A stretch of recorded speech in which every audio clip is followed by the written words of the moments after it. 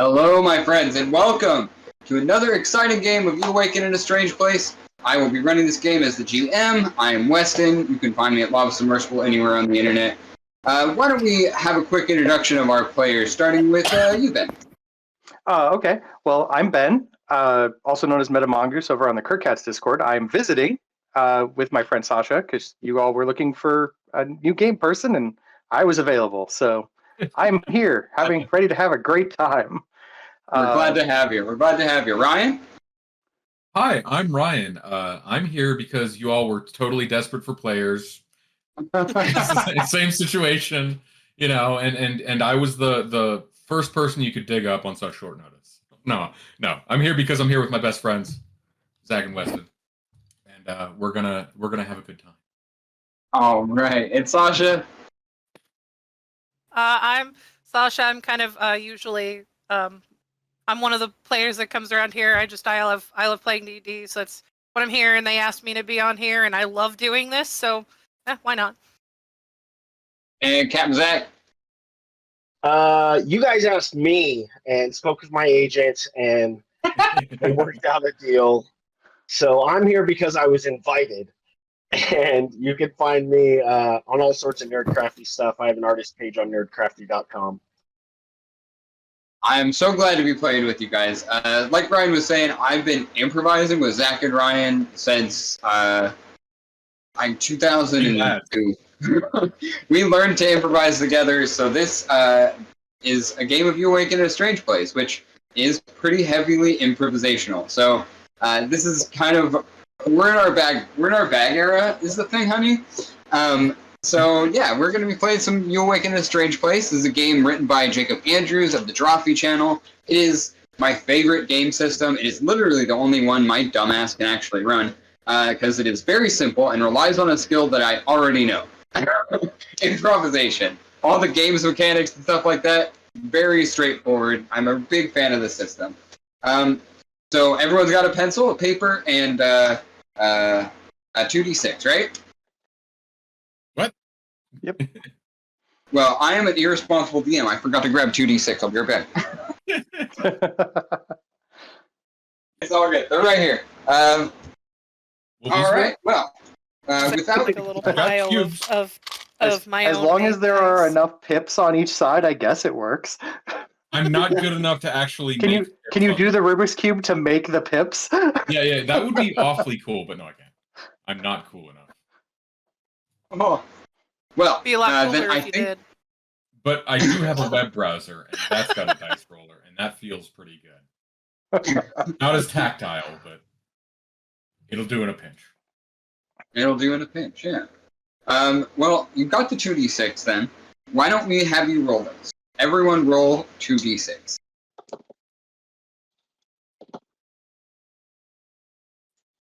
Eight.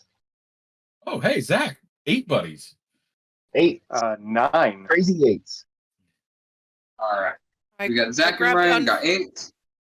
I grabbed my unfinished dice, so I can't read the ink. 10. Sasha at the high roll, right? Ben, what was yours? Woo! 9. 9.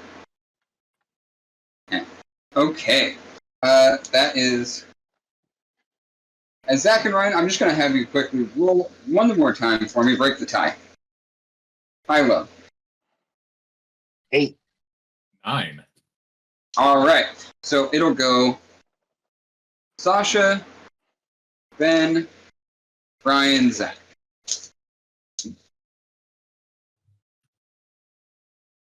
So, think silently on this for a minute. Don't answer right away. I'm going to tell you a few ideas that we're going to come up with for the game. First of all, Sasha, I'm going to have you think of a genre.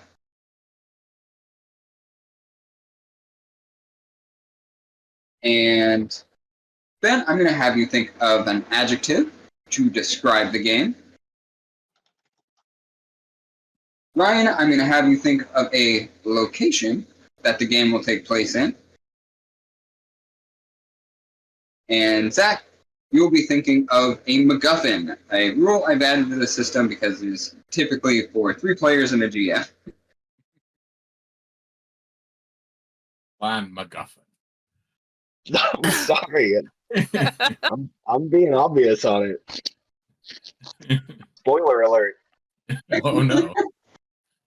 All right, It's a- Sasha, whenever you're ready, Okay. my friend. Okay. I think we'll pick fantasy this time for the genre. Classic. I love fantasy. Okay. So, we will be playing a fantasy game tonight. Ben, would you give us the adjective you thought of to describe said fantasy game? Polluted. Polluted. Yes. Ooh. Evie, you're coming with the fire. Yeah, good start. All right, Ryan. Yeah. You got my location? Yeah. A land legally distinct from Mordor. I mean, what's Mordor backwards? Hodor? Ramadan or Rodram? Rodrom. We're in Rodrom. Rodram. Team Radroth. Instead of lava, it's just radioactive waste. Oh no. I mean, I'm not against it. I like it. Okay, so Rodrum. We'll be playing in the location of Rodrum that is definitely in no way Mordor. No. Could've just And named it Zach. not Modor. You I have a mean, MacGuffin for us, my friend. Yeah. Mr. MacGuffin. Mr. MacGuffin? Matt Guffin. Not like a legendary haggis recipe or something? I can take Mr. MacGuffin. You might know one. Mr. Mac G. He has a sword. There can only be one of him. And Hey, Mr. MacGuffin. How about All right. Matt MacGuffin? So, we're going to be playing a polluted fantasy in the location known as Rodrum, and will involve a MacGuffin called Mr. MacGuffin. This is going to be interesting. All right, so we've got our basics down. Next thing we're going to do is we're going to kind of define the world a little bit more. In the same turn order, Sasha, I'm going to have you, followed by the rest of you, give me a tenet, a core tenet of this world. Whatever you say goes, ultimately. But this is a true statement about this world we're going to be playing in that will be true for the rest of the game.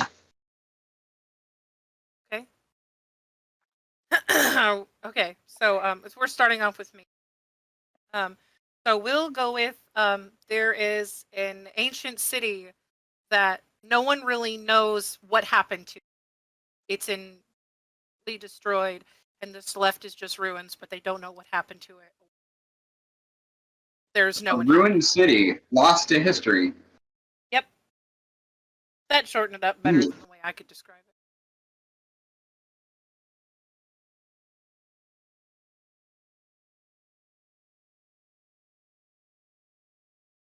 Uh, Alrighty. So are we going in Next is order? going to.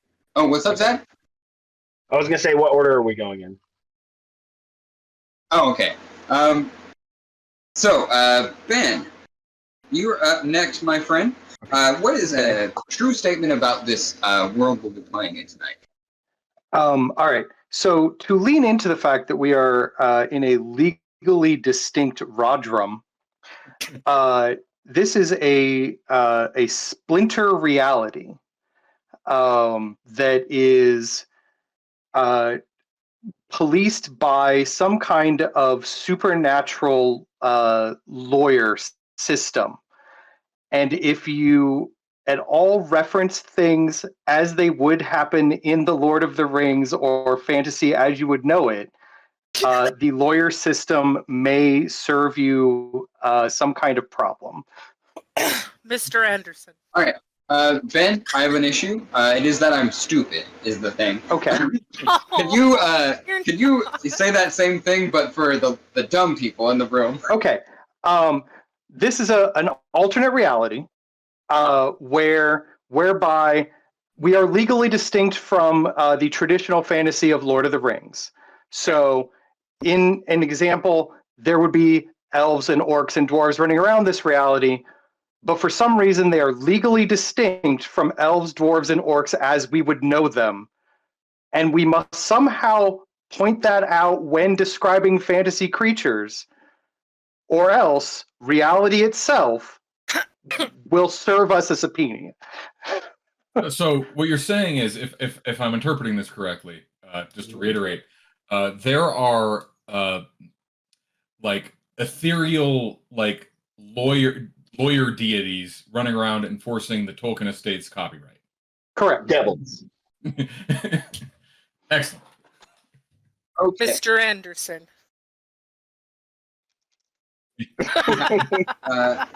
So, a spoiler reality policed by supernatural lawyers. Is that correct so far? Yeah, that Yeah. checks. They They will punish you for talking about normal fantasy things. Okay. You have to change it slightly somehow. Right, they're shelves, not Punish- elves. Yeah, they're shelves, not elves. Wait. So this implies. Borks. They're half dog. They're borks. So this implies that we, as all of you as characters, will know the Lord of the Ring exists. Correct. Okay. I think I understand. This has layers. I love it. Okay. It's a mind leap. What have I helped create? Wait. So does that mean if I describe to you an elf, like a typical like fantasy elf, me as the GM is going to get in trouble by these? I mean, you're the supernatural GM. You lawyers? control the lawyers, so it's up to you. Okay. I can be fine with that. That Just see definitely gives someone- me some creative You just space. see someone in the camera just like smack him in the face with a paper that's just a subpoena to stop. Cease and desist.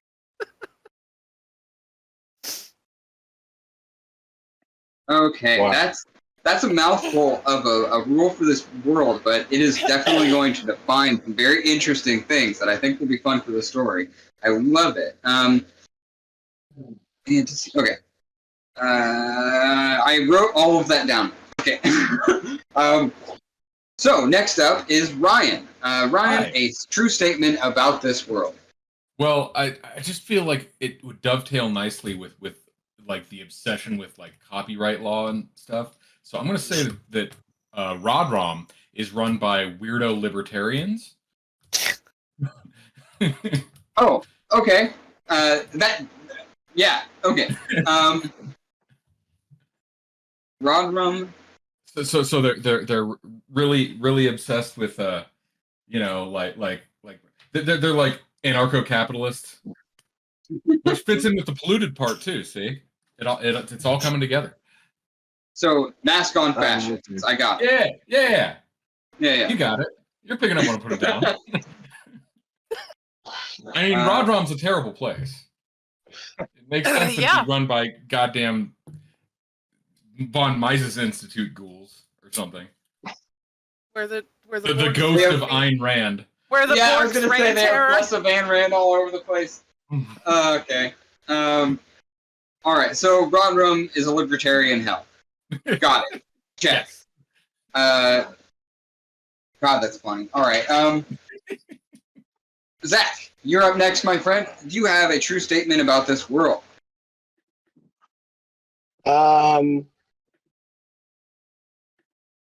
I don't know how much I should lean into this and go with my original idea. It's like Why don't you give me completely two, and we'll talk about it as a comparatively. group?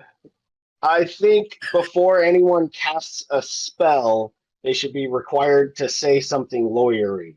So if you want to cast a fireball, you have to say objection first, or something that sounds lawyery. Habeas corpus. Yes. Oh, dude, that's great. But you said you had another one though? What was that? I'm curious. Oh, I was going to say the spells have to rhyme, but I think I'll lean to the lawyer. Yeah. Okay. No one wants to Ace watch Attorney. any of us freestyle battle rap spells. Okay. Ace Attorney. I'm the best man. Objection! I did it. So spells are lawyer Objection! words? Is that how this works? Yeah, I think that's how the incantations go. You know.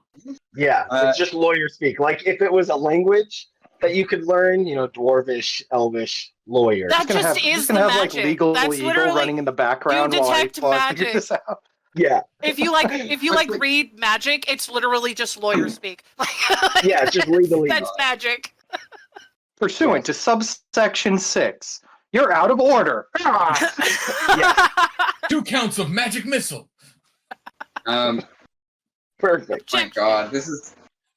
I have a couple of friends who are lawyers, family members, and they're gonna like this a lot. I'm gonna have to tag them when we eventually get this out on YouTube. Mine Excuse me while I Google legal terms different. real quick. Oh no, I'm doing exactly that. Mine's completely different. Everything's like lawyers and this and what is mine? Ruined city. Everything else, lawyers. Hello, glossary of legal terms. No. It's a great setting. UScourts.gov, is that where you are, Ben? Because that's where I am. Huh? US United States Courts.gov? Yeah. Yep. UScourts.gov.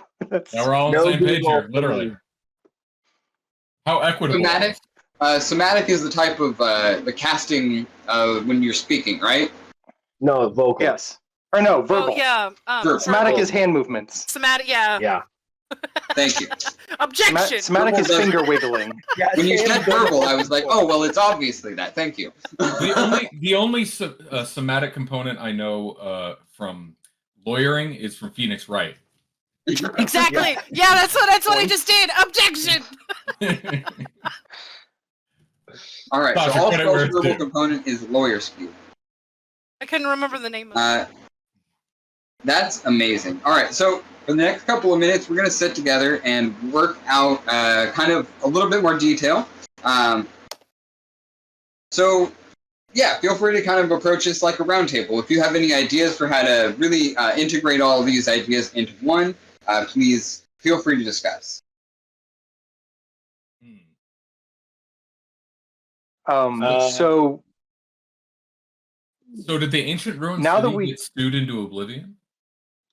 I think did the ruined city break the legal rules? Is that why it's ruined? Now hear me out. Hearing you out. Well, we'll say that it could be two things because I have so many ideas now just screaming in my head. So the first one could be that it was a city that totally was like, F the law, these are elves, these are orcs, these are dwarves, and they just literally got obliterated because they had so many cease and desist notices that they just ended up being buried in paper. They ceased to exist? Yeah. Yes, exactly. That's the first one. The second one is the actual headquarters of the said lawyer groups. They all go there as like kind of their home base. That's why no one knows where it is and why it's erased from history. It's because that's where they go. And I feel like that all of these like ceased and desist people all look very similar to the main antagonist in the Not Matrix. So I just think of Mr. Anderson every time I'm thinking the paper flying at somebody. So they all look like Mr. Albertson. Yeah. yes. Here. Vis-a-vis, concordantly. Oh, okay. All right. So the ancient ruined city. So it isn't something that you know the location of but is being searched for. It was the intention you had, right? We can do it like that where you couldn't find it, and it's like it's known that it's like, oh, there's an ancient city somewhere in like buried in the desert or something, but we don't know exactly where it is. We just know that it was like erased. Travelers hear tale of a city lost in the dunes, that kind of shit. What were you gonna say, Zach? And what if I was gonna say, why don't we tie the MacGuffin to it, and the mayor of the city, instead of being Mr. MacGuffin, it's Mayor MacGuffin, and he was the mayor of the city. Oh, because it predates the weirdo libertarians running everything, and so they actually had mayors instead of chairmans of the board. And make no mistake, it is chairmen. Jesus.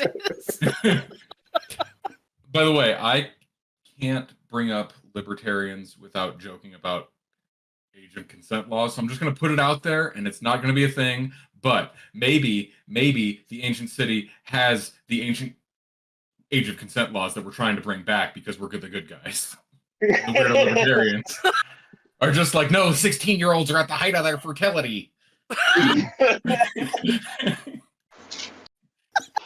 We don't have to play that, but I think it's very fun. I fucking love it. I fucking But- can't. It does make it funny to have it off limits. Like you can find creative ways. Yeah. Like Yeah. maybe God damn subtext. it. Or... I just realized Ryan's made me he pegged me into this role where I'm going to constantly be playing libertarians tonight. Thanks, Ryan. You suck. You're welcome. That's only if we interact with people, that are authority figures in this realm. We're just going to run up against a bunch of Ben Shapiros. That's what's going to happen. Okay. So No wonder it's in a just desert. summarizing a couple of points we've made over so far. The ancient city is it's lost, but people are kind of like aware of its general location. But there's no maps, there's no history about it, and we're talking about maybe making that like the home of this Mayor MacGuffin, the MacGuffin for the story. Correct? Yeah. Am I getting this right? Yes. Okay. Which means we have to go, because he is the MacGuffin, we do have to go there for some reason.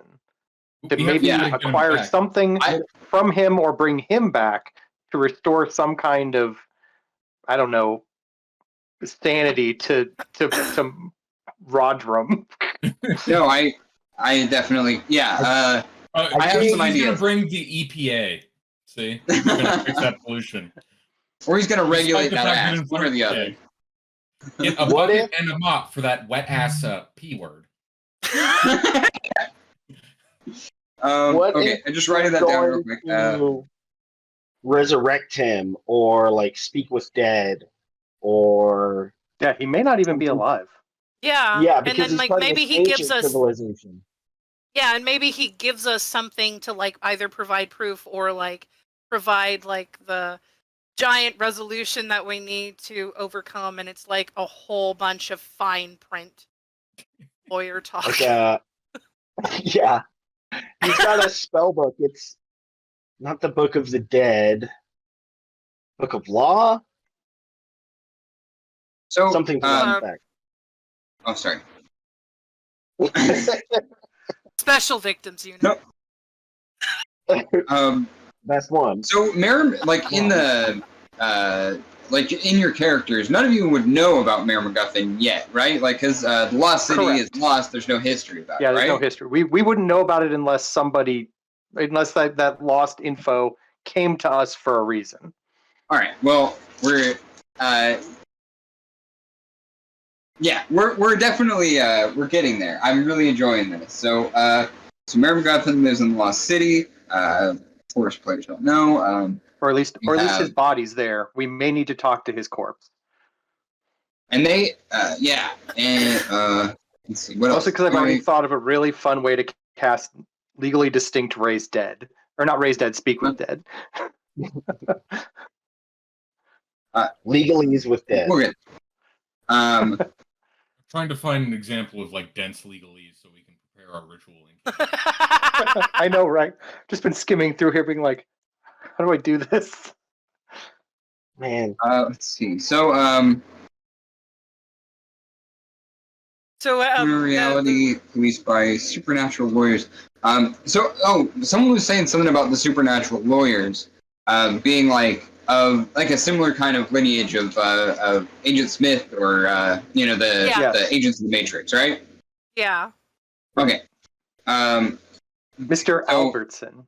They're all physically indistinct or in the same, right?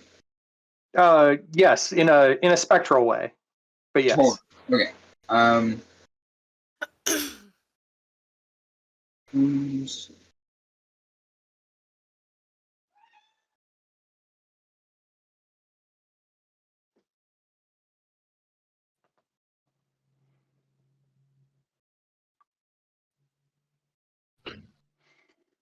I already have like 20 characters in my head. What's that? I already have like 20 Character characters ideas. in my head that I could play. Oh, perfect.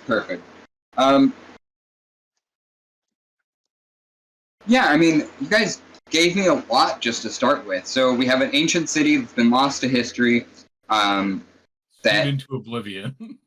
yeah, it's been Ceased soon and to do desisted.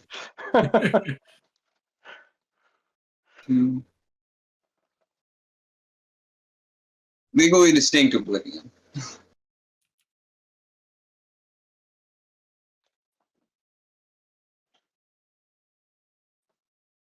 And cool, yeah, I mean, I guess so I'm curious about the rest of the population, because the supernatural lawyers aren't going to be the inhabitants of this city, or of the place, the location where you start in Rodrum. Rodrum.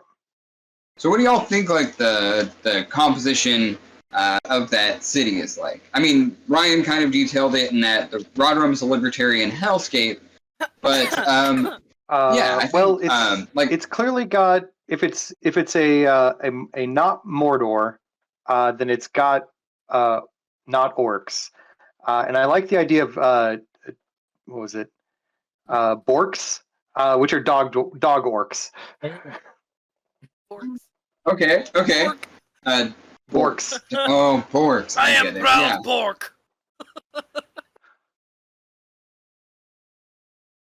So, I guess I'm wondering: are they oppressed or are they fanatical?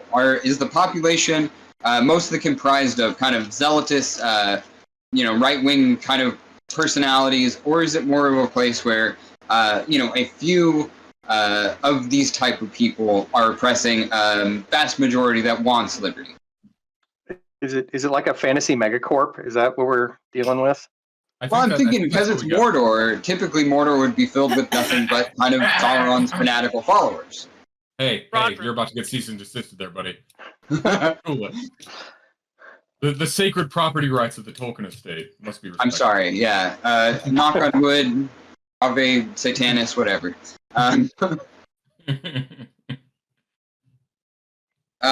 Well, like I said, if we're leaning libertarian, and we're doing like board of directors style, I don't know, like some kind of fantasy megacorp would be interesting, where a lot of the lower ground people are just like worker folk, and then you kind of move up the chain to like your middle managements, your upper middle managements, your board of directors. So like most of the population is kind of on the spectrum to like being conditioned or brainwashed into kind of believing that everything is fine and no change needs to happen, with a little bit of resistance here or there, but nothing major. Yeah. It's the like most of them are serfs there in medium Earth. What are we gonna call it? Regular. So for that mega corporation, can we have it where trying to think of not halfling, so Quarterling. So Yeah. Quarter pounder. Yeah, some kind of like Jalafling. Anyways, we'll have it where that one is like the leader of that megacorp, because this is very clearly not Disney. I see where you're going. Okay. I see where you're going. Who always seems really nice and has a very famous chuckle. Wow. Okay. Okay, there's a lot of texture here. I'm not So megacorps. So, is anyone Should his name? because it's fantasy? I'm kind of motivated to push it more towards just a kind of like fiefdom or some kind of like feudal lord, rather than a straight up corporation, just to fit with the fantasy theme. That's fair. Is that cool? That's fair. I just kind of wanted to put that where that mega corporation is in like the detail. Oh, dude, I think the feudal family is going to be named not Dorella and Prince not Eric. I don't know. Something like that, though. Yeah, I think there's going to be some Disney Prince Lord of the Derek. Rings, not Lord of the Rings, Darilla, not Disney. Darilla and Derek. Yeah. I mean, outside of nomenclature, is there really a difference between the feudal system and what weirdo libertarians want? No.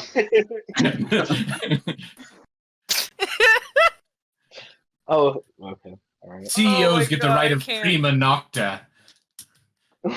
No, but for some granular details that that for storytelling are not necessarily proven. They can have a rival of Scream Clerks or something. That's their rival kingdom of Rodrum. Okay, there's a lot of really wonderful reference in here, and we're gonna turn this into a really fun world. But we've got a lot of like detail in here. We have a lot of like texture to go on. I think the character creation is going to flesh things out even further. So let's move on to character creation. I'm gonna have you all roll another 2d6 and tell me your results when you get a second. 6. 6 for Sasha. No, 6 for Ben. 6 for Ben. So based on my knowledge of craps, I rolled really badly and I got a 7. I also got You a got a 7. what? Oh, I got a 7. Okay, wait. So, sorry, Sasha, you got a 7. Ryan also got a 7. Correct. Ben got a 6. Zach? 8. And Zach's got an 8. So Sasha and Ryan, I'm going to have you both roll again.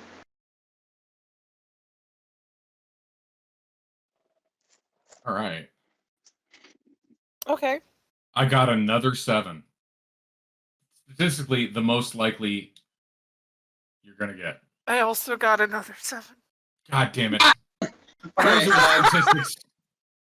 I rolled 6 and 1 the first time. And Okay, 3 and 4 I rolled again. Such average rolls. Now I got a 9. I know. Sasha, roll again. Maybe you won't get a 9. I got 11. Hey! Oh! All right, upset. All right, so Sasha, 11. Ryan, you're going to stick with your original 7 because it doesn't matter ultimately. We're going Sasha, Zach, Ryan, Ben. So, everyone think about a character for this world while we go through the details with our first player up. Sasha. Oh, wait, I confused myself because Sasha rolled an 11 on the re-roll, but Zach rolled highest overall on the first roll. So it's Zach, then Sasha, then Ryan, then Ben. So Zach, our first player up. While we're working on this character, everyone is kind of taking into consideration who you want to play tonight. Okay. I don't know how derivative we want to get. Oops. Oh, no. I don't know how derivative we want to get. Sorry, guys. Can you hear me okay? Yeah, you're coming in great. That was ridiculous. I'm going to play a character named Frito Bandito. And he holds a keyring to unlock the tomb of Mayor MacGuffin. Holds the key. Key ring. The key ring. And legally distinct from a ring or a key. Of course. And I know we have to come up with things we're good at and not good at, and he's not going to be good at a lot of things. And the thing he's going to be good at is relying on his friend, Sam. Or maybe Samantha? Oh my god. Okay. So. No, not quite. So before we get into your skill verbs, Frito Bandito holds the key ring to the ancient city. Yeah, he doesn't know which key it is. It's on a ring. Of course. He doesn't know, but he has this magical key ring. Yes. Okay. And he has a best friend named Sam along with him. That'll just be an NPC that me or you will do the close one. I mean, it's more cruel to make you do it, but if you make me do it, I'll still have fun. No, honestly, it's more cruel to make you do it because then you're having to do a conversation with Conversation with myself? Okay. Well, I'll think about how Sam's going to be. Okay. Best friend Sam is along for the ride. Sorry, semantics. You're going to hear your name a lot. Yeah, don't get confused, Sam. You're gonna be producer from now on. Yeah. We'll just take out the humanity and your name and all that. Exactly. Just You're like just we want the in a producer libertarian now? sort of situation. So what's Frito Bandito do? What is his like? Does he have an occupation? Is he just a So he's regular? He's the pro bono lawyer for this. Pro bono. But he prefers. I'm going with an idiocracy take on him. Oh my god. I'm So proud of he- you for not he using says it- Pendejo as a surname. So he says it incorrectly. Wait, so he you're has law skills. you're Yeah, he has a pro bono lawyer. I'm guessing defense attorney. Yep.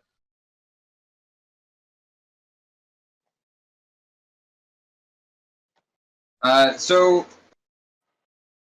would you say Frito is fine with the current structural organization of the world that he lives in? Is he? No. He's gonna be called to action. Yeah, he's Yes, a pro bono lawyer, man. Like, Yeah. he's clearly not pro like weirdo He's clearly libertarian. he's clearly an idealist. He has some sense of altruism. Exactly. Idealist. Awesome. Okay.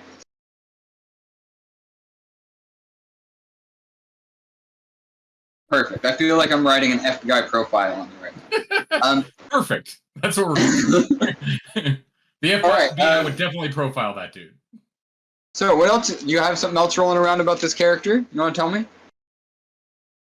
I think I'm gonna flesh out a couple of things while someone else speaks about their character idea. Great. Before we get there, let's fill out some skill verbs for you. +2, +1, -1, -2. Okay. His +2 is gonna be Sam, help me. What was it? Sam, help Call. me. And Sam intervenes. Oh, it's like okay. Sam, help me. Now, as I understand, now just to be sure, as I understand, having read through the PDF you gave me, because that is now a skill, that is a skill for all of us, but he will have it at +2. So at any point, we could be like, Sam, help me, and then roll for like +0 on the roll. Yeah, Aragorn would do the same thing. I mean, Daragorn. Yeah. Oh, and also his name is now, I'm going to have to change it to Bam. Bam, okay. Bam Margera can sue us. I don't care. I think he might be dead. I'm not sure. He's not. He's still alive. Okay. Did you? All right, so Bam, help me, is your +2. You have +2 to any rolls where you need Bam to come help you. I'm going to keep doing that. Yes. All right, so Bam, what's your +1?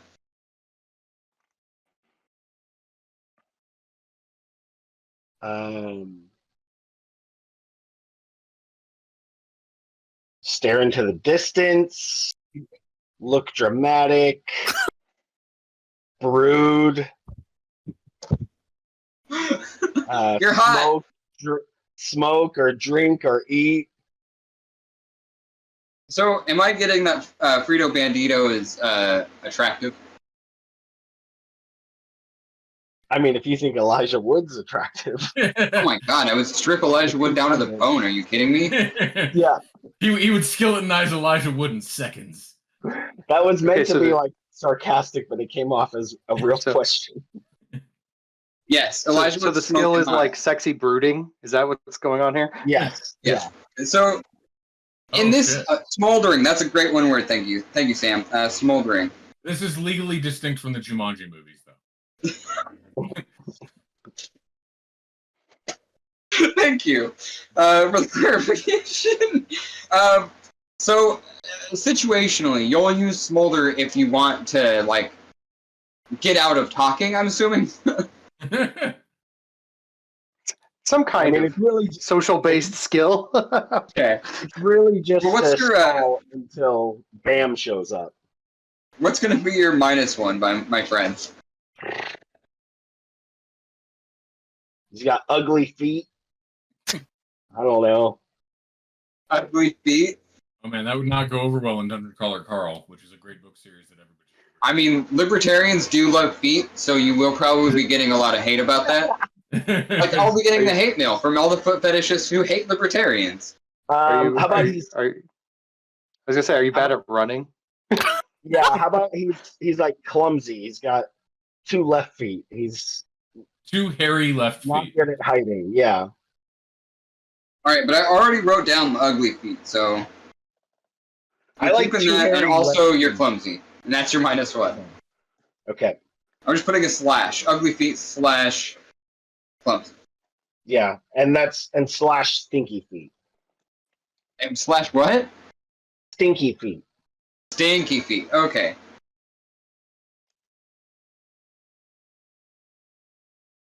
Is everyone getting this? Everyone following along? Oh yeah. I wrote clumsy. Okay. Smart. Stopped So there. what's your -2, comrade? Legalese. Legalese? He's actually a lawyer. bad lawyer. He's terrible. Definitely lean into the idiocracy Dax Shepard Yeah. thing. Yeah, man. Thank you for making me have to guess at the spelling of legalese. Well, also It his looks like name legal is ease. Oh, I like spelled ease. legalize and pronounced it legalese. That's my brain. There's my brain. Also a for bad ya. lawyer. See? Also a bad lawyer. No. All right, so you got a -2 with legalese. So Yeah. everyone following along, that's a +2 in BAM, help me, +1 in smoldering, -1 in ugly, stinky, clumsy feet, and -2 in legalese. You all have these skills, but at a natural 0, no plus, no minuses, additional. Other than Zach, obviously. While Zach is continuing to think of a couple little details about Frito Bandito, I'm going to move on to Sasha next. Okay. Right? Yes. Yeah. While he was discussing that stuff, I made my character. So woo. Anyways, Hell yeah. we are going to have a shelf warrior princess. Shelf? Yeah, it's not elf. Shelf. So is this a From the is this Shelvin a- Kingdom of nicely stacked things. Okay, so this is like a bookshelf, not like a clamshell. Got it. All right, hold on. Hold on. I have to do a whole new like side chapter thing because I'm gonna go back to where I wrote Bork. Now I have shelf to add to Bork. So I'm not gonna lie, I take They're notes just- on this in Microsoft OneNote, and it's great. They're elves, but they are always neat and organized and all that stuff. But they're called shelves because they have shelves. They have shelving. And they have Shelves. box ears. They have like square ears, right? That's what I'm assuming. Let's Like little go. book earrings. Yeah. They're not pointed, they're square. Huh. Put a bookmark in it. They have a bookmark like earring, Mhm. styled like right on Yeah, the They ear. keep Yeah. they keep legal text in their ears. They're wonderful lawyers. Oh no, that's map. So their ears are books? Is that what I'm getting? No, they keep books in like book earrings in their ears. Oh my god. Okay. Little tiny like square ears. libraries Like little full of reference tiny manuals. books. Yeah, like little books, you just flip them open. They have really good eyesight. Anyways, yeah, so that's What can what their it is. shelf She's a- eyes see? Tell me. Square ears, organized, book earrings. Okay. When they- What was this lady's name? Um, well, she is a warrior princess from the Shelven. I have not given her a name yet. I will give her a name when That's we're done. I'll just But leave a little space for where I'll put your name at the top here. So it's a Shelf Warrior Princess. Shelvin, please. Shelvin. Shelvin. Is that with a V? yes.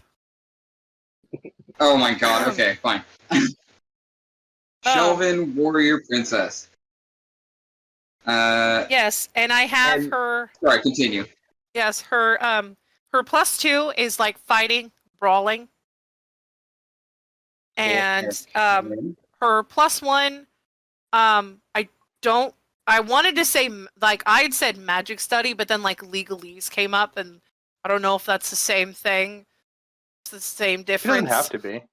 Yeah, I figured Well- magic study, like she would know different spells and incantations, but then she'd know the legalese in order to say the right stuff for those spells / incantation. She's got like a little could manual up in her ear literally- somewhere. Yeah, I think that's great. I mean, you could just literally say the same command phrase, but it's like using different kinds of magic depending on your intention, right? So yeah, so like magic study would be your +1. Magic So study. her -2 is etiquette. -2 is etiquette. The -1, I had manners, but manners and etiquette's kind of the difference. Very similar.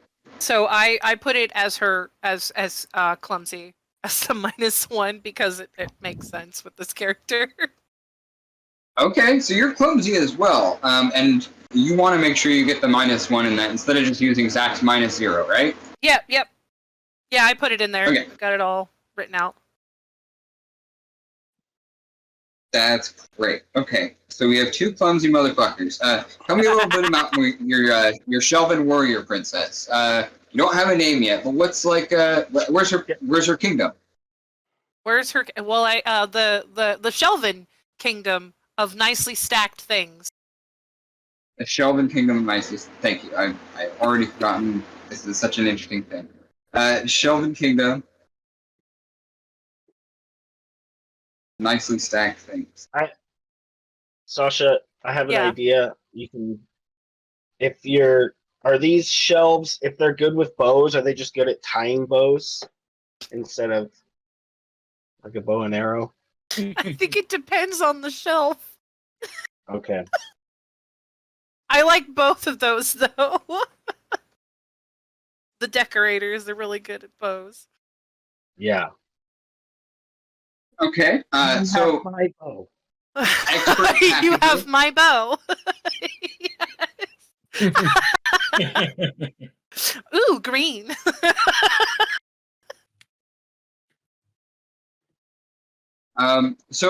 The Shelvin Kingdom. This is far away from Rodrum, right? Yeah. We I don't want to say that it's a neighboring kingdom, so it could be from like far away. She came there to hopefully use the mayor to solve the like war going on between Rodrum and, you like- and is she like an have ambassador? foreknowledge of Mayor yeah, MacGuffin. yeah, we'll go with that. Oh, I object. okay, very. Black ambassador. So, / ambassador. Yeah, they'll just be like, I object, the legalese, and she just hits them like it's. Okay, so Okay. she's like the non-magic elf. I love it. And she knows Um, magic. She just doesn't really use it. She likes to Oh, punch okay. things. She knows it. She just doesn't really like to use it or really know. More about it. Meanwhile, I have to use it and I don't know it. So that's a good foil. That's great interaction. okay, this is- You have to cast this spell. This is- What spell? This spell. Oh. How do Yeah. you know it? Classic I'm a D&D princess. How do you know it? I'm a princess. What do you expect? Oh, that was rude. But let me just clarify real quickly. You have foreknowledge of Mayor MacGuffin. Like, you've heard of this guy, this mayor. It since it's like the key to kind of like fixing stuff, she would be like sent out to be like, we need you to solve our problem. So here, this is something we heard about that might work, but yeah, good luck. So you're looking for the key to find an answer to some of the problems you've been having in the Shelvin Kingdom. Yeah. We've been having like dirty shelves and like stuff's getting mixed up. Like it's not looking nice. So we really would like it to look nice, like OCD level nice. We'd like that. They send me. They send me because I'm the most exact opposite OCD character. So you're looking for a magical key said to fix your kingdom's organizational issues. Naturally occurring organizational issues. Yes. Okay. They need a filing system, and you got to have different keys for each of those files. Someone keep them on a keyring. For some reason, the shelves aren't straight anymore. They keep leaning weirdly. Yeah, they're like leaning a little weird. Someone's not plotting them like perfectly straight. It's horrible. It's terrible at home. But they send my character out because they're like, you are like the messiest person we have, and we're already having enough problems. So if you could find this problem that'll help fix our naturally occurring problems, then you can stay here. We don't care. But for now, don't be here. Oh, this is good. This is really good. Do you have any other details you want me to know about your yet as of named Shelvin Warrior Princess? Well, she is technically a princess still of that kingdom. So there is like there's a king and there's a whatever queen or something like that, and then she'll probably have like a sister and or a brother or something. Yeah, the loyal. Okay. He wears the biggest books on his ears. So I'm just picturing elves with like book gauges in their ear. He has like tomes. That's how you know he's important. He's got really big books hanging from gauges in his ears. Oh my God, Becky, look at his books. They are so big. I just need to know, do you have even more for me? Because I'm going to have to start moving your skill points down from here if you have more for me.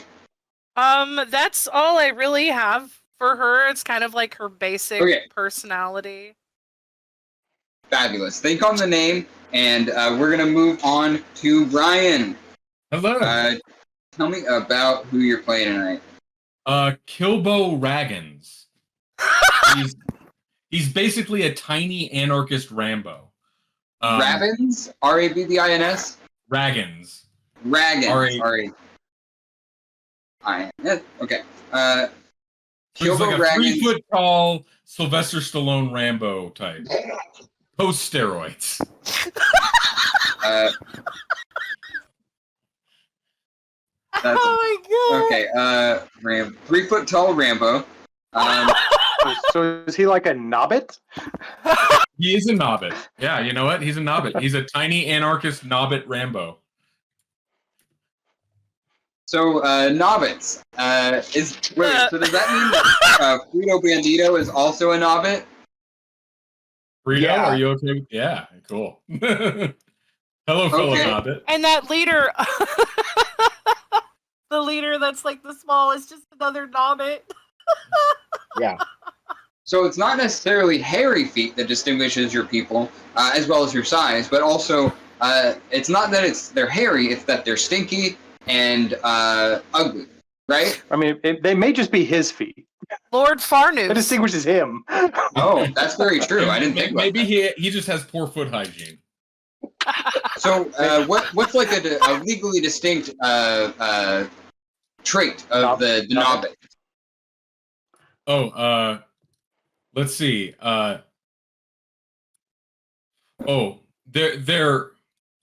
really into feasts, but they're shitty cooks. So they seem like a bunch of McDonald's. thought Yeah. you said feats, and I was concerned. Feast. Large piles of food, but they can only offer Instead of home cooking, they just order out fast food. Yeah. Like fantasy fast food. Or they do really shitty fast food or home cooking. Like they like boil heads of lettuce and smear it with mayonnaise or whatever. Oh. Okay, so the Nobbits are distinguished as a people for being a little bit shorter, but also eating really shitty food. Yeah, lots of large quantities. Okay. You think the Nobbits are natural-born citizens of what the fuck are we calling it? Rodrum. Rodrum? No. Or are they from another part of normal world? Of normal Earth. Normal Earth. Sorry. Couldn't we said like left Earth? So stupid.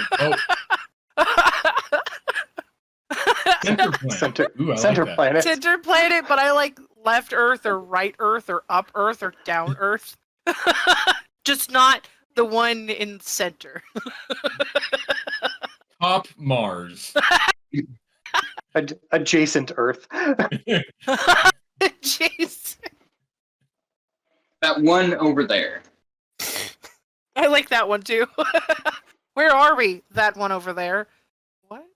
No, seriously, that one over there. They're from The Wire, which is like the Shire, but also Baltimore, basically. Wait, why did you? I don't know. The Wire. I don't know. The Rambo the- makes me feel like you're from Detroit. I don't know. I think a Sylvester Stallone style halfling would remind me of a Detroit. Yeah, that checks. You're just describing Glenn Danzig. That's a cool guy to be. Okay, so I've gotten a little bit more out of what are the Nobbits. Let's get back to your character. I'm sorry for dovetailing. That was just fascinating. We had to do it. Oh yeah, absolutely. So we have a 3-foot-tall Rambo-style Nobbit. Yep. So is your profession being a lethal killing machine that lives in the woods? A lethal anti-fascist killing machine, correct. Lethal anti-fascist killing Do machine. you live with your uncle?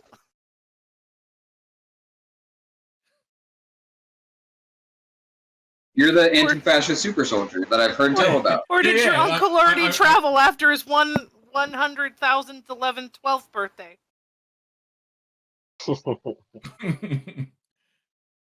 I am my uncle. You are your uncle. Oh, God.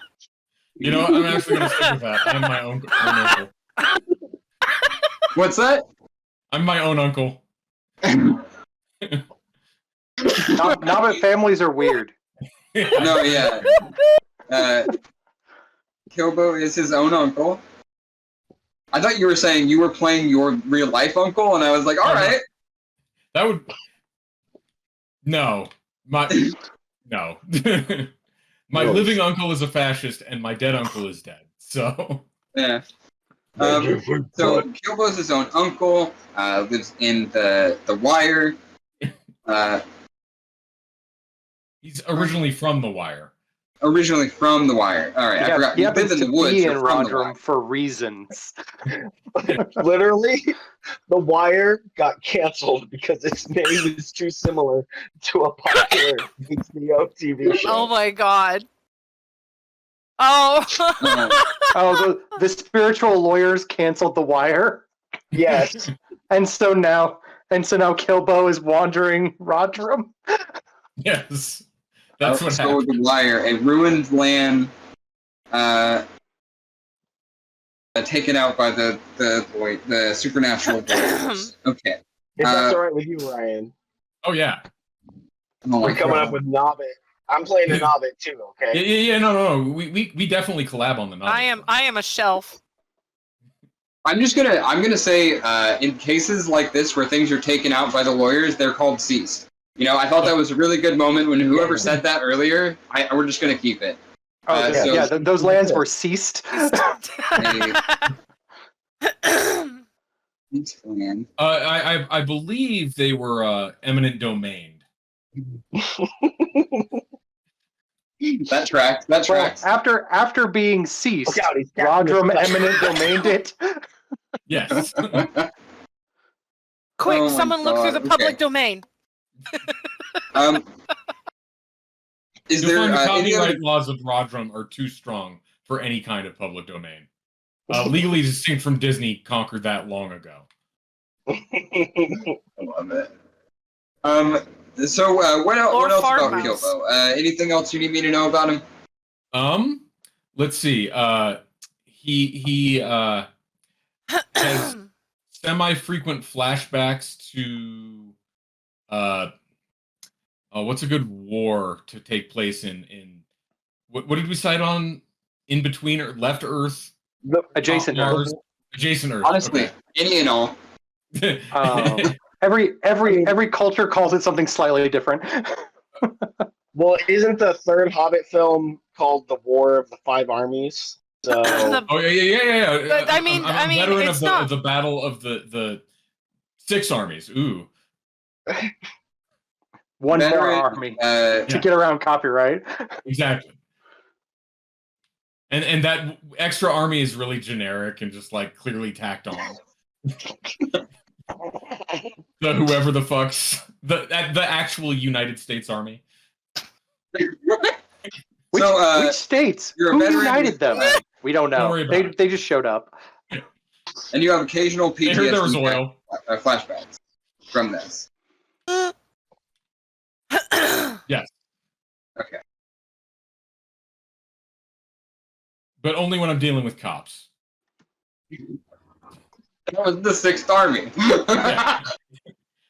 Cops were the Sixth Army. Yeah.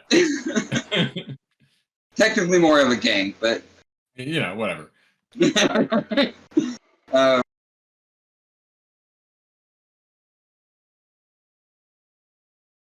So what other skills does Kilbo have? Oh, Kilbo has a +2 to mutual aid. So whenever he's having a group do something together, this might be OP, but it's a +2 to how many people are doing per person helping out, because none of us is as strong as all of us. Ryan, Love it. you're gaming me. I'm not. You're not even gaming the system anymore. You're playing me like a fiddle right now. You're goddamn right, I am. And it sounds beautiful. +1 because this game is it's a very tight margin on all the stuff, so it's a +1 per player. I'll give it to you. Okay.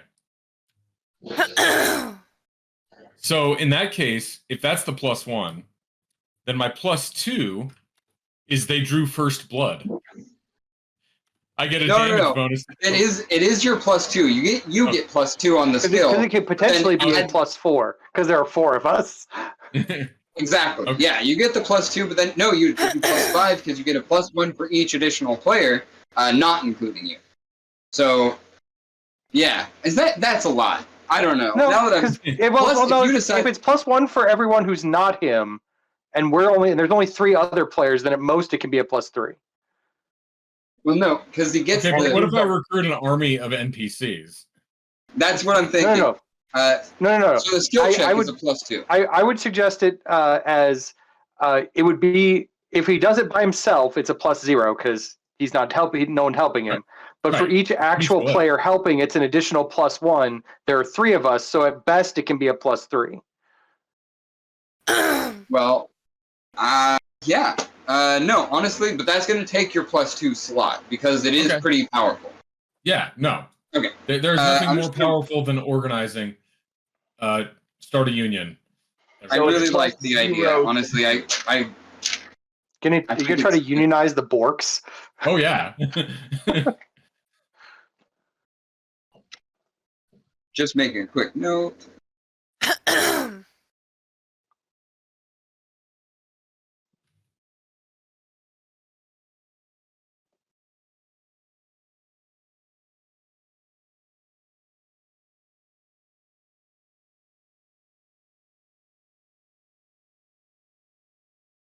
Okay, so that's my plus. So it's a natural 0 for you, but it gets +1 per assisting per NPC or player you're assisting. Excellent. Okay, so what is your +1? They drew first blood. It's a damage bonus against anyone that attacks me. Okay. First blood. First kill. They drew first blood. Double kill. Triple kill. Blood. Quadra Yeah, if kill. I can have a -5 to enunciating, that's cool. Actually, no, that's my -1 is enunciating. Okay, so the way that your +1 works is if the player or if a character has attacked you, you get +1 on all attacks to them. Yes. Okay.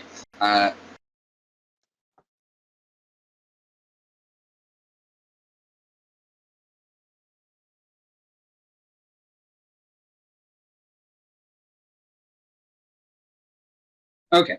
God, and I just remembered everyone else is going to have these skills for +0. So I guess for everyone else, the mutual aid skill. Oh, I made it complicated. It'll just be fun to roleplay, I think. It could still be a +0 for everyone else. Yeah, you're right. Okay, thank you. Thank you for giving me permission there. I genuinely needed it. So everyone else get a +0 on these things. You still have access to them, which is pretty close. So what's your -1, Ryan? Enunciating. Enunciating, that's right. I got mumble. I just don't have a good voice. So this is theoretically like another social conversational skill to get your point across. I can't spell very well because I can't say words like concordant vis-a-vis habeas corpus. The what? All right. Well, my hard of hearing ass is going to be asking you what a lot. That's fine. I will enunciate. Kilbo will not. Thank you. Appreciate you. So just to keep track, he can't enunciate, she can't be polite, and I can't lawyer. Ben, please be our savior. Oh, I've got sad news for you. I have a plan, and let's get to it. But Ryan, I need your -2. My minus Yes! is keeping my cool. Cool. Like especially when like a landlord asks for the rent check. Fuck no. Oh, okay. Not happy about that shit. Or if a cop is giving somebody shit, they're dead. I'm gonna murder them. Does this mean you're also just generally enthusiastic? Like if you're really excited, you can't keep it in. You can't keep your cool. No self-control. Yeah. 0. He's okay. He's a Gemini. Oh my god. What a party. All right, so Kilbo, anything else before we move on? No. All right, Ben, you're up, my friend. What you got for me? all right. So travel with me on this journey. We're there. Armalus, the Skelf. He is a skeleton elf. He does not have legs. He has another set of arms where the legs should be, because that's what they raised him back to the dead with after the battle that he was in. He's an undead elf. Well, Skelf. He's a skeleton. So couldn't he just be a skelf? I love it. A skelf. No. He was a shelf, but now he is a skeleton elf, so he's a skelf. What's his name? Was a shelf? Armalus. Armalus. Okay. Armalus. Instead of Legolas. He doesn't have legs. He has arms. Only arms. You did the Legolas pun. Okay. Shit. That went right over my head. I am also very stupid. God, I have a name, but I have to tweet it somehow. Okay. Oh. But anyway, he was originally a shelf a long time ago. But of course, there was that battle of, I don't know, probably the 6 armies. Five armies and plus the United States Army. yeah, 5 armies plus an indistinct 6th army. He died in that battle because he really wasn't the greatest fighter. And then later, his parts were used to basically create a servant skeleton in the Rodrum machine. But they couldn't find his legs, so they just grabbed two more arms, and those are now his legs. He has 4 arms, no legs. He walks on 2 arms. So, summarizing, Rodrum replaced your legs with arms when reanimating you. Correct. Okay. Okay. Oh my god.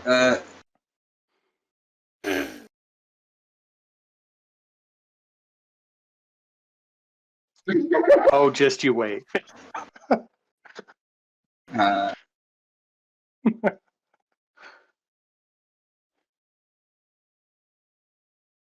Okay. So, what else you got for me?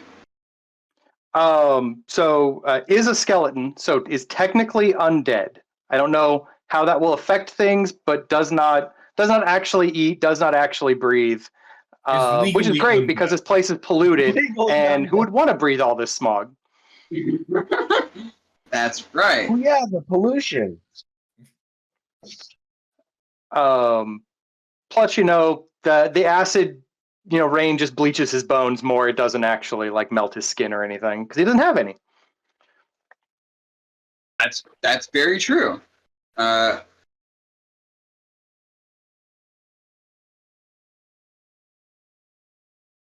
Okay. So what is your current position in life? Are you just like a 4-armed skeleton wandering the earth? Menial labor. He has skills, but unfortunately, due to the fact that he is effectively just a reanimated skeleton, the Borks do not understand that he has skills. So they're like, "You are now menial labor." He's effectively like janitorial. So would you say he has skills? Oh no, we'll get there. Oh, don't you worry. When are you ready for skills? Yeah. So, Well, actually, I'm curious. So you're a laborer now, but in a past life you were a warrior, just not a very good one. Correct. Well, that's why you died. That's why I died. Do you have a lot of memories of your past life still, or? He died from a brew. Yeah, those all came back with the reanimation.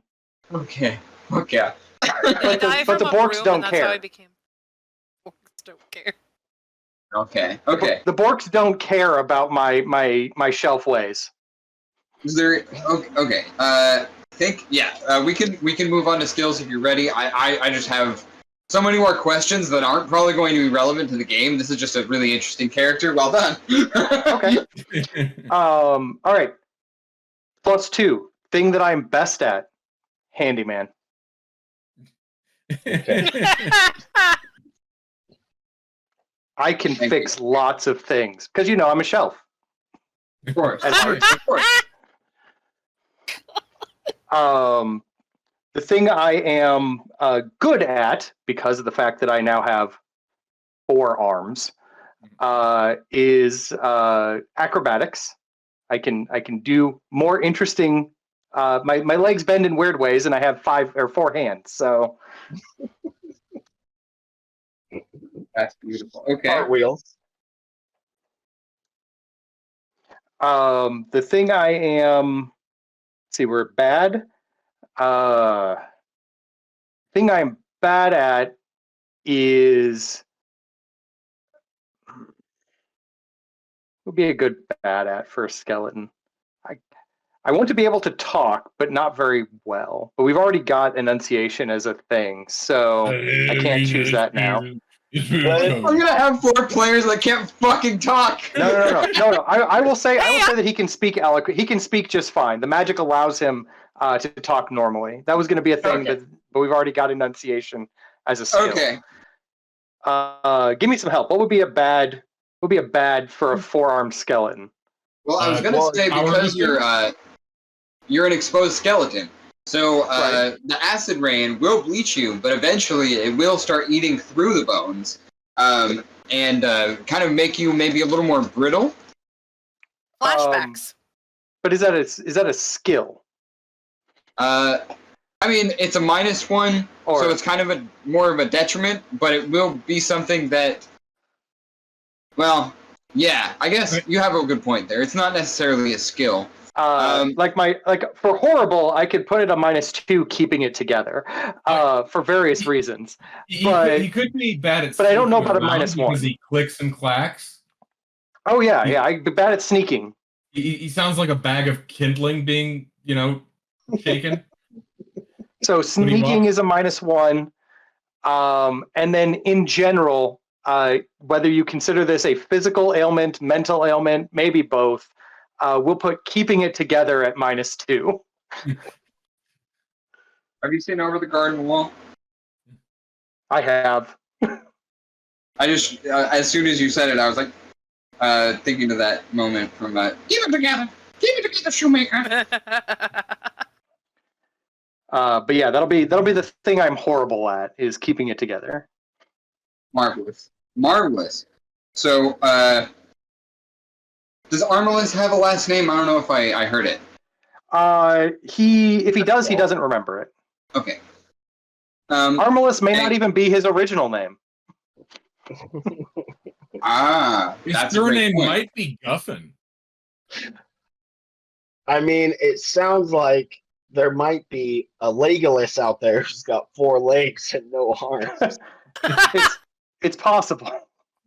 He's Lego Miss. He missed those arms. Okay, cool. That's pretty much. We're pretty much good here.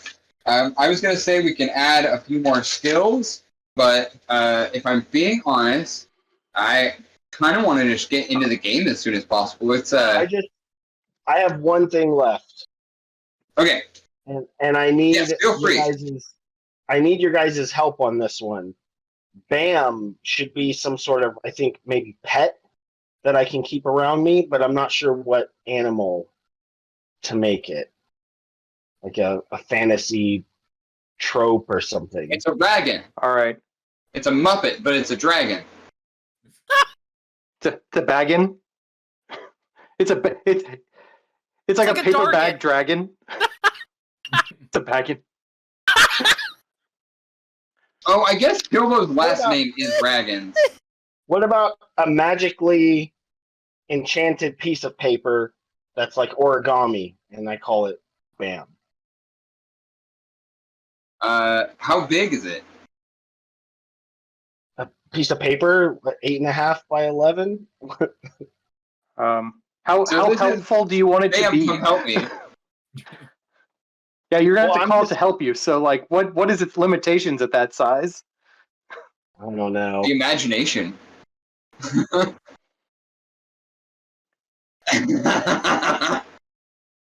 Yeah. Hey, need my help?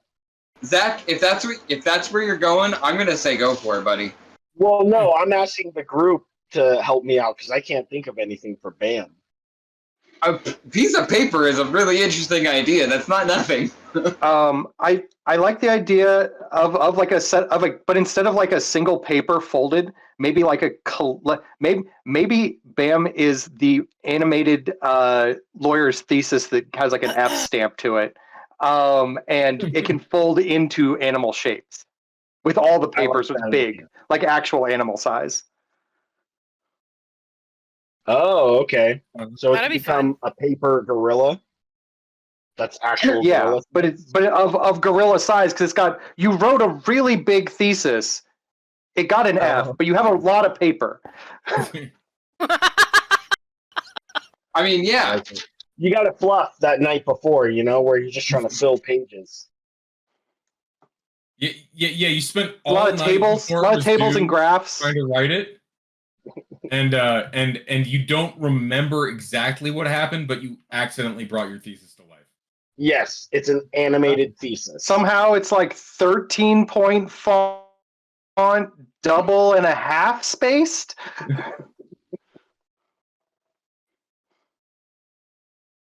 And the name of the thesis was BAM, because that's how good of a lawyer I am. You're Bam! like, bam! Guilty. Like No, he's dropping defense the lawyer. mic. Spam innocent. Oh, fair. Bam! No, Like he dropping the mic. No, he sucks at his job. It was BAM, guilty. And they were like, "Are you going to be a defense lawyer?" You're like, "Oh shit." Like you literally just made the case for the prosecution. I did. Oh. Shit. I shouldn't have said yeah. Oh, I like it. Bam!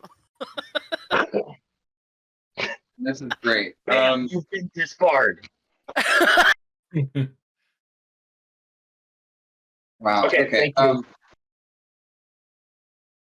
Sasha, have you thought of a name yet? Yeah, so I might need help with it, but that's stupid. Fucking could you- great. Shelfalandriel? I just figured you Googled like the IKEA catalog and circled a name. I was trying to go with the not Galadriel and added shelf into it, so she'd just go for Shell for short. Shell. Kelly. Shalandria. There you go. Shell. Shalandria, the Shelban princess. Yes. Shell Adria. All right. I love it. Okay, so Shell Adria, the Shelvan warrior princess from Shelvan Kingdom. Okay. Nice distractions. This is the part where I go away for a minute and write down a bunch of notes about what's going to happen over the next hour or 2 or 3 or however long we're playing. Go ahead and talk amongst yourself, and I'll try and be back as soon as humanly possible. And I'll ask you questions about what you talked about if it's pertinent to the game once I come back. I'll be right back. Oh, you know what? I'm gonna try another trick that I do often. This is such a weird head. Back and forth, back and forth, back and forth. Like, I feel like if it's not already, should be like the official art form of Burning Man. Wow, yeah, that's awesome. So handsome, oh my goodness. Alright, like I said, now I'm gonna start going in with darker colors. Didn't think about this being so fluffy. That there'd be so many little shapes I gotta get in there. Right, I have to draw color. I do not care. Odd mixes of color. Oh geez, I got sidetracked. I had a story. Kinda hot mess. In the best way! What? Big goofball. Foreshortened and all that. Lemony boots and dang shit. I grew up being an absolute dork. I'm an actor, musician, an artist. You're a chaos goblin that will be drawing. I am locked out of any other layer. And I'm here for a live stream. Thank you for joining.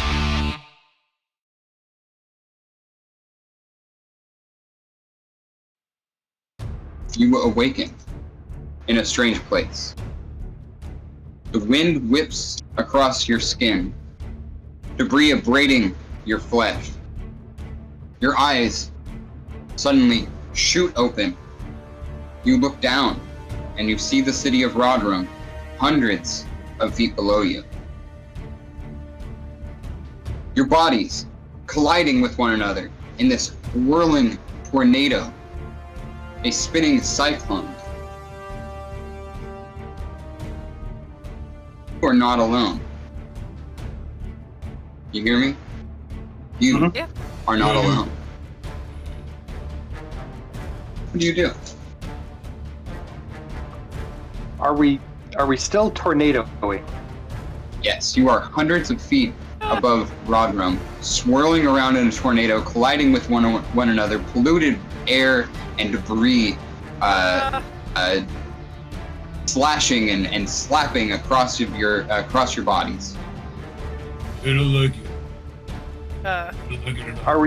Are we tornadoing near any tall building?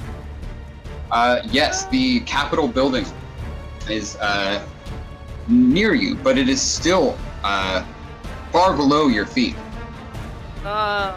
Okay, so there's nothing to like reach out and grab onto other than ourselves.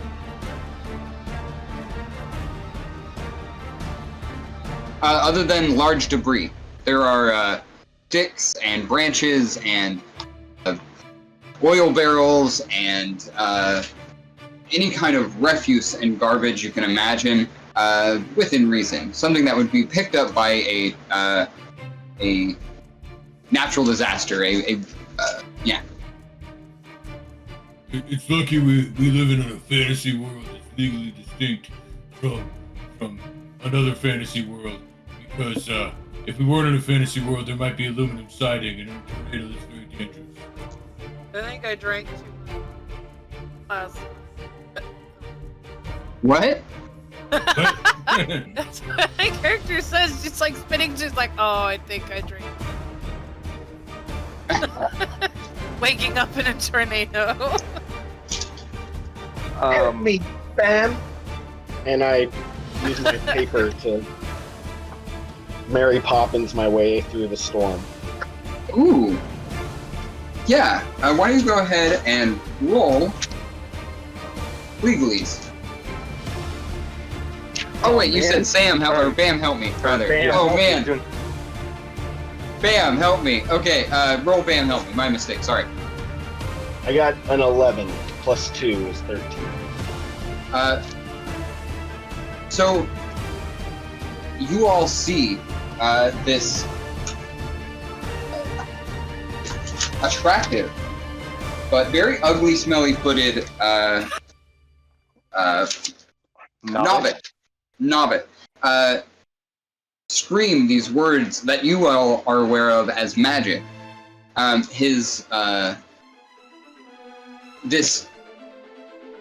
collection, a large volume worth of papers are swirling around with all of you, and they suddenly form into a what, Zach?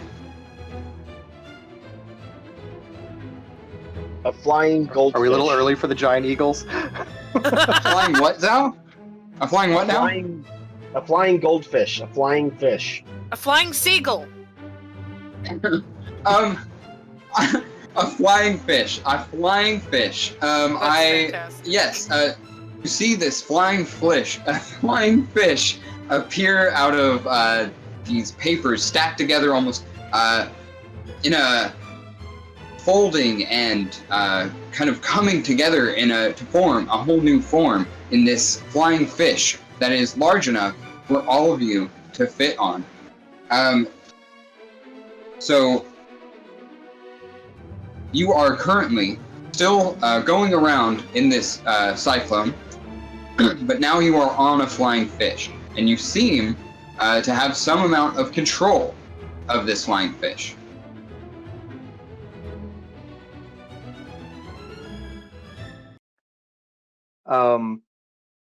Armalus is going to just start reaching out and grabbing like a barrel here or like a stick here, and I'm just going to try to like lash them together with rope from my third hand, and like try to build like a stabilizing thing to just hold on to that's bigger than me, that hopefully the wind can't throw around as easily. So I was going to like handyman that with my tools and my hands. Please, absolutely. 5 plus 5 plus 2 is 12. Ooh, beautiful. So, you, as this yet unnamed Nobbit is casting this spell, you also see a skeleton that looks to be previously to have had the flesh of a shelf, but now has four arms, 2 where his legs should be. And as you see this skeleton elf, this skelf, if we may, As we should. He is a skelf.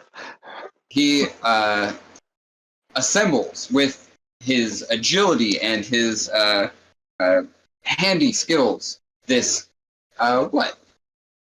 Almost kind of like a it would almost be kind of like a raft-like shape. It's got like a barrel and then like another barrel and then like a board over top of them, and it's just like some rope tied around to kind of give like some stabilization. In as the wind's kind of like spinning it around, at least it's bigger, so I'm not just being thrown into pieces all over the place. I've got like a bigger thing to hold on to. Beautiful. Okay, so just for clarity, you're not on the flying fish that's made of paper. You have Correct. assembled your own. Okay. Perfect. So I don't know him. yeah, right.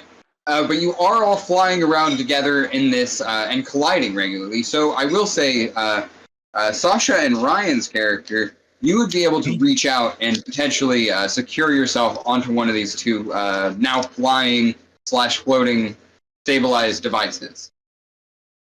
So we're gonna help each other get stabilized to these devices. And I'm going to use my mutual aid power to make sure that through the power of collective action, we all stay safe. What Please, he said. absolutely. So how are you rallying us? Guys, group hug. Group hug. I don't. I like reach out with my fourth hand into the wind to get a hold of somebody. Fourth hand, that's left leg arm, right? Yeah, left leg arm. Yep, I'll grab it. Ryan, what'd you get on your result, my friend? I got a 7 plus 1 for each person helping. Yes. So definitely me. So there, I got a 1. I'm helping you. Eh. I'm Okay, reaching out so, with my leg arm to get a hold of you. A total of 7 plus 3, right? So 10. So yeah, so that's 10. That's a success. Just Okay. barely makes it. So, as you are all swirling around in this vortex, you see a fish, and you see a strange collection of objects that seems to be floating underneath this skeleton, this skeleton. Ryan, your character is able to find yourself on one of these devices. Which one? Just for shits and giggles. Which device in the swirling vortex? It's going to be on a Borkish trebuchet that got swept up by the tornado. A Borkish trebuchet. Yes. Okay.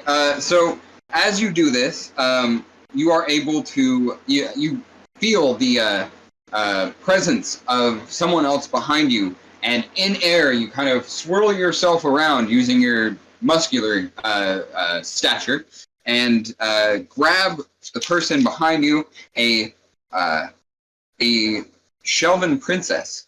You wouldn't know she's a princess, but clarity. And you see this, and you are able to grab her by the foot and stabilize both of you on top of this odd collection of objects Excellent. that the skeleton is on and has built. So you're all 4 of you stabilized within the air, still swirling around in this vortex, but with a clear way through it. I yell Or out. I guess at least some stability at the moment. I yell out I to haven't Arnold. built a sail yet. I was gonna say, I yell out to you. I say, need a hand. I have 4, but yes. And Oh, I actually meant no, to I say that must through still Ryan's be- role. Oh, sorry, Sasha. No, you go ahead. Go ahead. I was gonna say through Ryan's role. I meant to mention that you're all at least like. Maybe you've connected the two flying objects together, but maybe you're at least just able to hold on to one another like by hands or whatnot, and able to kind of. You're all collectively together now. Mutual aid, after all. If you ask if we need a hand, Armalus will look at your pile of paper that is in the shape of what again? Flying fish. Flying fish. Can it be a sail We need to direct the wind so we can touch down. Oh, I've got a sail. Hang on. Just reaches into this square like bag on her side. It like opens up and it's like this big elegant gown. Like, here, just use this. It's really stretchy for some reason.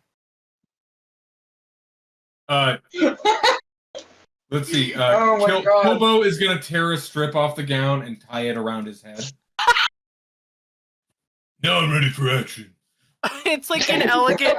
It's like an elegant like purple. It's got fringe. Yeah. Yeah, no, it's like- It's a you have there's like that really like soft purple lace on it, and it's like a purple elegant gown. Yeah, it's so fine that it looks like I didn't even tear it. Like it was designed to be a beautiful princessy headband. Yeah. Oh, that's the emergency headband. And it's pulling your hair back like an actual girl's headband would. Oh yeah. I love it. I love it. I don't subscribe to the gender binary. I can do whatever the fuck I want. I mean, that's good for you, buddy. We've had successes so far. I'm going to say that you are able to fashion this this gown into a sail, and you guys can take it from there. Yeah. I'm gonna try to direct the pile of stuff I've put together toward like the lower part of this windstorm toward the ground. Yeah, absolutely. Through effort and working together, you are able to start moving yourself slowly but surely towards the edge of this vortex, towards the cyclone. You are able to finally scoot yourselves close enough to the edge that with a little bit of effort on all four of you, just moving your bodies together, you're able to get outside of it. You're able to break through, and you start floating slowly down towards the city of Raja. Around you, you see these buildings that are stacked on top of each other. Clearly, no kind of real regulation going on there. Buildings are in shoddy disarray in most places, but occasionally you will see a lavish mansion or two far off in the distance near the castle, near the capital. You are able to direct yourselves towards different parts of the town, so you definitely are high enough up that it will take a moment to get down. If you just make your course and stick to it, you'll eventually reach the ground. But it does give you a little bit of time just to maybe get to introduce yourselves.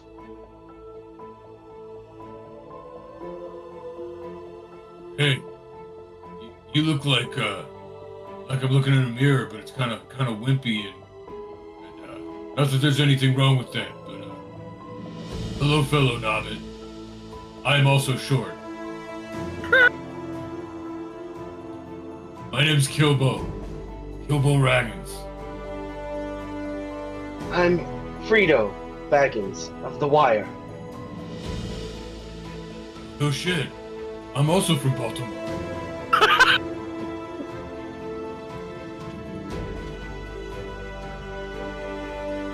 I just smolder.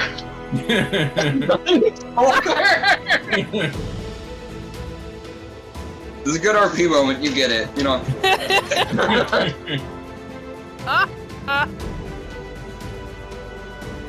Yeah, well, this is like going on like.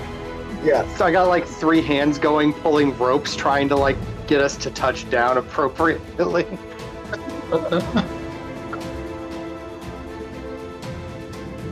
Okay, I knew a pilot during the Battle of the 6 armies. 5 armies and an indistinct one. So, you need any help flying this thing? Yeah, I need 2 more hands to the starboard side. What's Okay. a star? Bird. Is that a bird? It's the opposite of larbird. Learn your Oh. knowledge. Yeah. Oh. Okay. I It's- get it now. Starboard. If you it's different from port. Because if you drink a lot of port, you'll be looking up to the stars. Oh. Okay. I know drinking.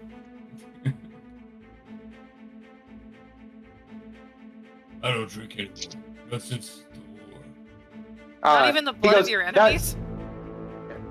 He goes, that rope over there, and his like left arm, leg points toward like one of the ropes that's kind of dangling in the wind off on one of the corners.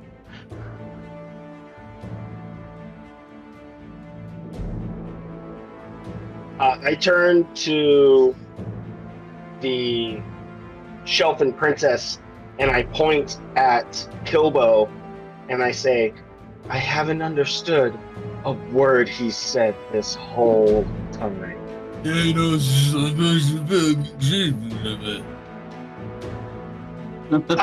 Oh, I thought I was the only one. It's such a great journey for you, Kilbo. I'm glad I wasn't. Adrian. Yeah.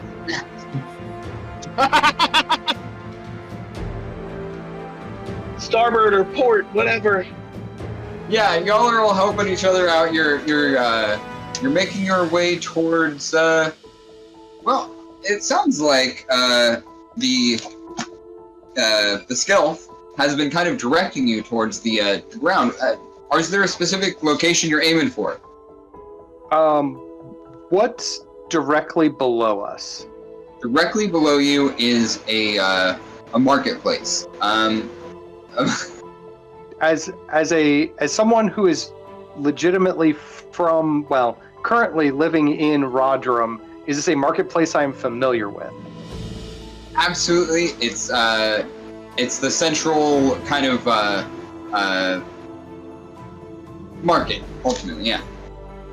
Okay. Is it Then go ahead. I was good. Then yeah, I'll try to set us down in like on top of like a hay bale or something that shouldn't, an unregulated hay bale. Excellent.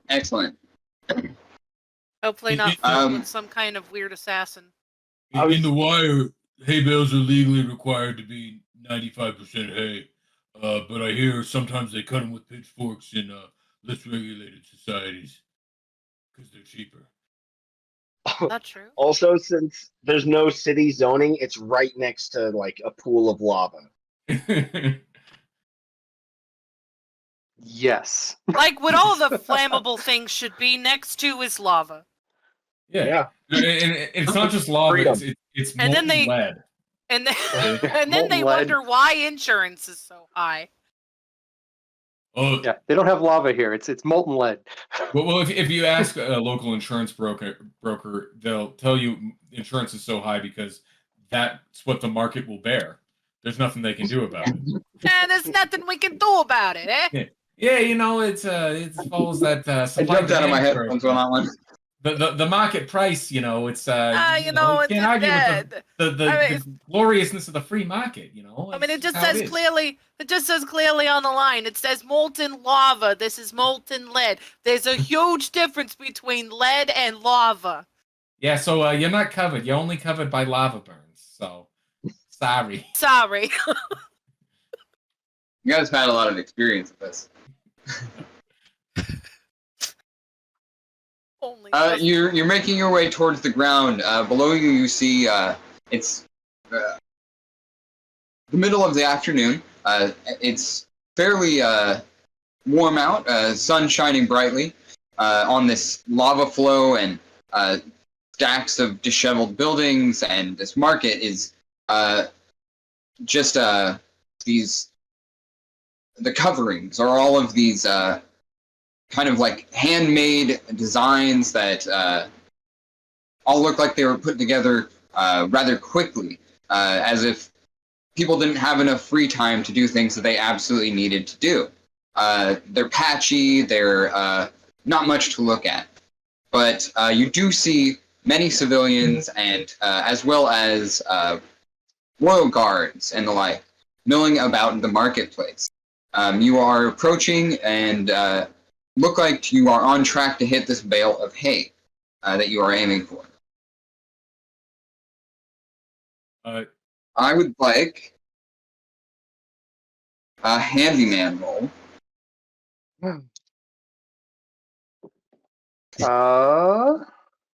7 plus 2 is 9. 9. Okay. You are on track to hit this bale of hay. You are This going right towards unregulated it, bale of hay. It's an unregulated Yes, it's- bale of hay. Maybe up to Minus 30% pitchforks, for all you know. Yeah. The hay is actually just a lot of like rosebush thorns. That tracks. 99% toxic. That's good. I don't have skin. No, so you're on path to hit this unregulated bale of hay, but you seem to be approaching at a pretty decent speed. And as you hit it, you kind of skid off of the top and run into a solid building, a hard surface.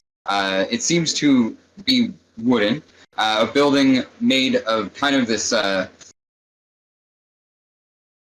guess, like almost like wood that has been chopped into sawdust and then bonded back together with water. I'm gonna clench up and try to keep it together as I slam against it. Yeah, this thing breaks like cardboard. Yeah, but so do I. Yeah. Okay. So everyone seems to be all right on the landing, but the owner of this building runs out towards you and is seems to be pretty upset. Why did you do this to my home? How can you do this to me? How am I supposed to fix this without building an entire new wall? Look, It's one piece. I get it. I understand, but that's not my problem. And then I just walk away. Actually, you live here, sir? Or ma'am? What are you talking about? Do you live here or do you rent this place out? I want to ask what this person is saying. All they're saying, that's all they're hearing is, This doesn't look like the kind of mixed-use urbanism I can get behind. But if it's a matter of your livelihood, there's no ethical consumption under capitalism, and so I'm going to help you fix your house. Assuming you live here. Landlord. I understand logically or at all what is this person saying. I rent this place. What am I supposed to tell my landlord? I got something to tell you, landlord. But we're gonna help you fix your house. Hey, handyman, help him fix his house. I got some straw from this hay bale over here. straw. And pitchforks for structural integrity, based on my extensive architectural knowledge from reading a bunch of books about it. What about books? I read them. I read books too. I read lots of books. Reading is fundamental. All right, Hey, Marble no. Mouth, I've had enough of you. What is he saying? He's gonna fix my house because he better. If I kill my landlord, I'm gonna. Look, they said they were gonna fix it. I frankly don't care enough to like do anything about it, but Frankly, you should withhold rent from your landlord until you have livable conditions. yeah, what And he you should said. organize with fellow tenants in order to ensure that. Who overdoses on tennis?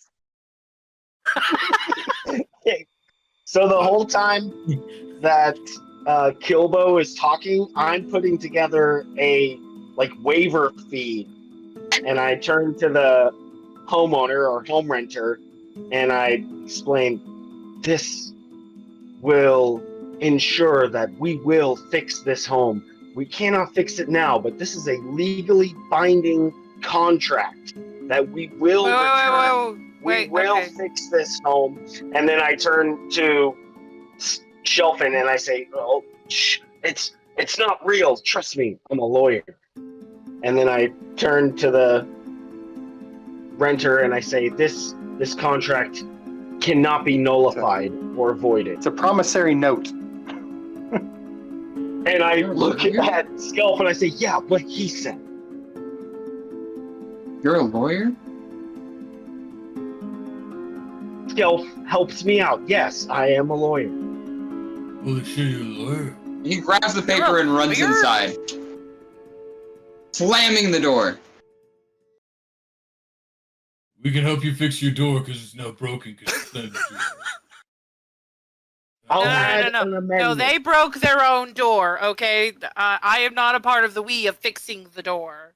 We're all That's part what of you're the You're we. talking to a closed door. The Wait. the man that ran out and confronted you is now behind a door. Say, you say The door. lawyer seems to have scared him. So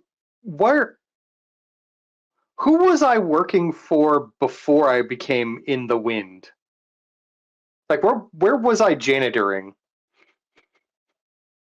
Ooh. So for janitorial jobs, there is quite a bit that needs to be done, and you could have been employed by the city itself. Well, employed is such a strong word. There is a lot of pollution. What you have noticed is that, in any city street, any place that you might have looked down from above, you would have seen stacks of barrels and debris and litter of all kinds, just sludge running into drains. Yeah. In that molten case, steel or sure. lead. Sure. Yeah. Okay. Well, in that case, I'll look at my 3 companions who I was briefly in a tornado with, and be like, I don't know you. You seem like nice people, but I have work to do. And I will grab 2 shovels and start shoveling some of the molten metal back into the slough where it belongs. Hang on, how much are they paying you to shovel molten metal? Probably Oh, not I don't get enough. paid. Yeah, not enough. I was right. Oh, you need to we're gonna start a union. Like right now. I am a union of 2 different beings. I can tell. That He'll Ah, make a good. yeah. He'll make a good mascot. All right. And he pulls out like a bunch of pamphlets and like union cards. He's like, everybody sign these. I was put together by the finest narcomancy, the best drug sorcery you've ever seen. They have one of those here? I assume they do because I exist. Oh, I guess that's fair. I only saw them Really from though, home. it sounds like this sort of dangerous work should be organized as a co-op sort of situation. Yeah, what about the Well, listen. 'Cause it clearly unaliving needs to be hazards? done. But you should be Since- compensated for your work. Do you have a I- house? It's a grave Are you injustice, guys bro. new in town? Are you like tourists? Ew. We were on the wire. All right, we're pretty important. We have very good. Didn't that trade. land get ceased and then eminent domained? I think it was eminent domain and then ceased, but that's not important. What is important Where are you? is that I have to get this, and I hold up the keyring. I have to get this to cease to exist, the city that ceased to exist. And I've been looking for a union of the keyring to go with me. Oh shit. Guys, I think that's us. I think we're on a sacred quest. It has Well, I to be mean- done for the betterment of everyone in Middle. Oh shit. Normal Earth. I definitely didn't say Middle Earth.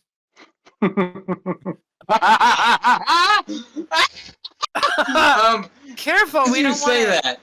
track things. As this Shelvin princess is warning you, you are someone rushes towards you. a long flowing cloak, a robe maybe. They appear to be their appearance is obscured through this cloak, the hood down, but you can see a long a purple beard poking through the bottom of the hood, and as they run towards you, their cloak opens, and they're surprisingly widespread, and you are all kind of consumed within this large cloak. A voice whispers, "You all must remain silent. Follow me, quickly." And you are suddenly released from this cloak. You are released from this cloak, and this purple bearded cloaked person is holding, let's say,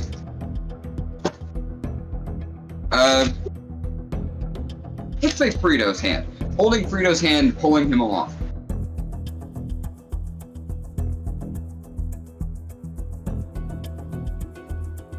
You just tell me I had to write silent because I don't talk to fucking cops. I trip over my 2 stinky hairy feet. Oh, okay. Yeah, roll for it. Oh dear. 6 minus 1 is 5. Ooh. Yeah, you trip. And not only do you trip, everyone seems to notice what has just happened. This cloaked person disappears. As soon as you fall, all of you look down to see this new person you've just met. And when you look back up to try and find the cloaked person, they're gone, disappeared. But everyone else is looking, and the homeowner has come out of the house, and they're talking to one of the royal guards who are looking over at all of you. You begin to be approached by the guards. You guys, I know who that was. He messed it up. That's the streaker. Streaker. You must stop. You really should watch where you're going, and I trip over you.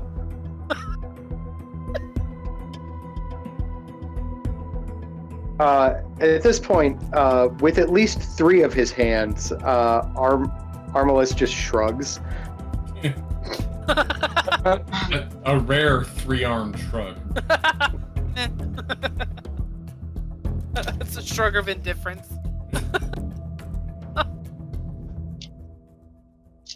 The royal guard approaches. "Oh, I heard you peasants are causing a disturbance down in our marketplace. Time to go to the dungeon with you." Did you just say peasants, you classist piece of shit? You fucking dead. Hey, I'm not one a of the peasant. rebels I see. The free market will not be regulated. Come with me, and guards surround you all. How dare you? I am a princess, damn it. You need to treat me like one.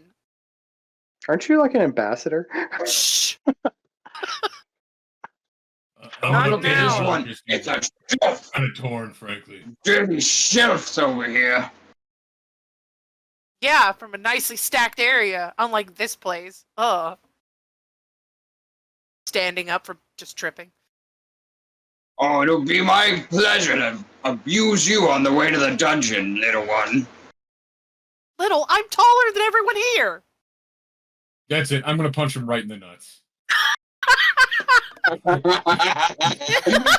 Yes, there are 2 guards, one on either side of your group. I'm assuming you're kind of in a semi-huddle around Frito. There are 2 guards, and Kilbo, you want to punch one of them in the nuts. Kilbo. All right. Do we have a combat skill yet? All right. So you're using. I do. I have Yeah, I you're put using- fighting / brawling. So Yeah, Shelandria has brawling, so you have a 0 to this roll, but go for it.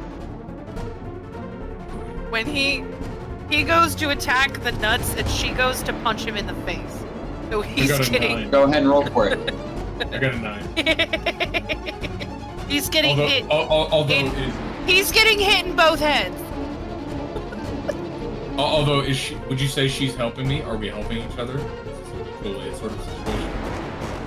That would give me a 10. Punching this dude right. in the face. I got a total. Let's see. With my +2, I got a total of 10. Hey, okay, so a 9 and a 10. Ryan, you definitely connect, but it's mostly shaft, a little nut. Okay. The guy is still really upset about this, and is really? falls to his knees, grabbing his crotch. As this happens, over the top of your shoulders, I assume you crouch down to hit him in the nuts. Although you are No, rather I'm 3 short feet in the tall. first place, and this is an orcish, he went or a up. borkish. This is a borkish royal guard.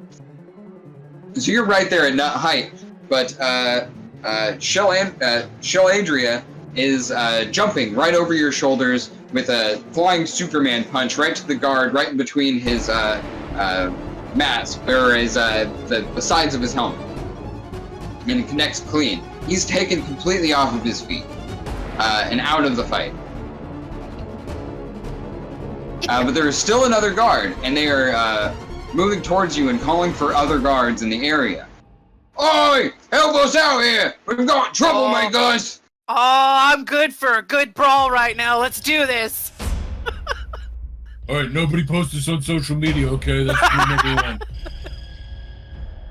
1. She I like got the Don't be like So- right-wing rioters and get yourself. she like fucking takes caught. out these knuckles, puts them on, has some like wrapping. She's like, "Oh, come on, guards. I'm ready for this."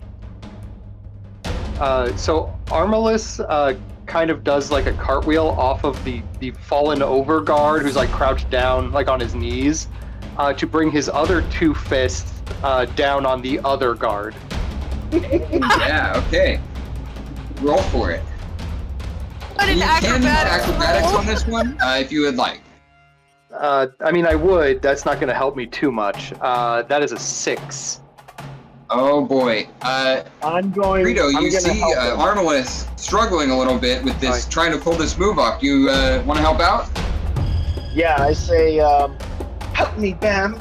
And I send over a page of the thesis paper to act as like a footstool for one of his arms, because he's not quite going to get the distance for his cartwheel punch. So it gives him that extra leg to have the hit connect.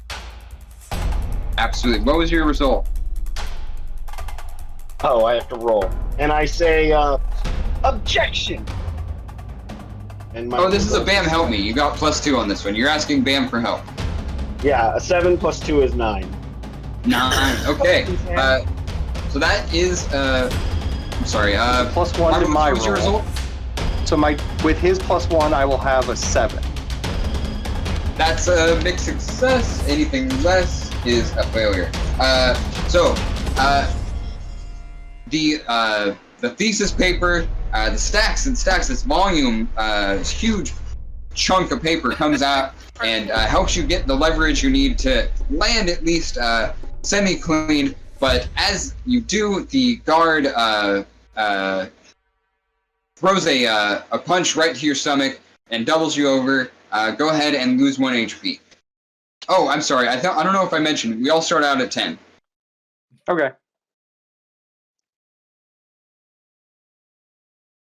I forgot about that too. And as his foot leaves, you see a big red F on the paper.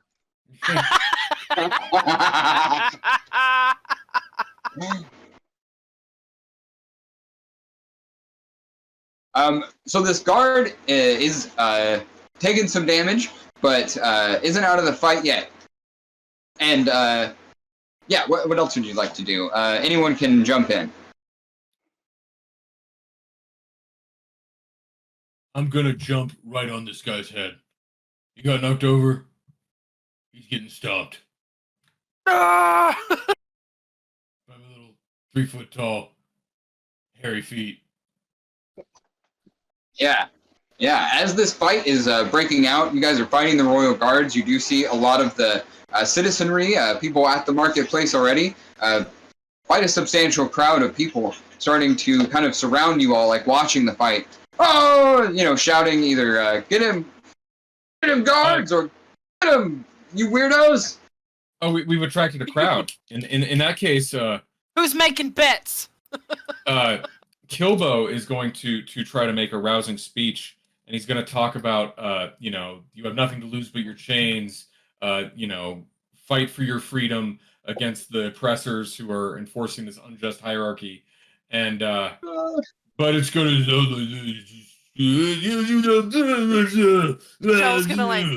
Shell's gonna raise her hand and be like, "Come on, come on, make some bets. Us or the guards. Come on, take your bets." I just picture Throw him into the standing bag. up on the bork that had been doubled over. Oh, yeah.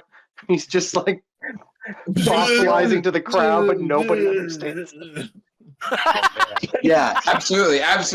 Go ahead, roll for And it. he's So still is this an enunciation roll? This is an To enunciation. get No, them to, this was to a get them to mutual do what aid you roll. want? Oh, this is a mutual aid roll. Okay. Yeah, you're asking the crowd for help. I rolled a 7, and that's plus whatever mutual aid I get from that.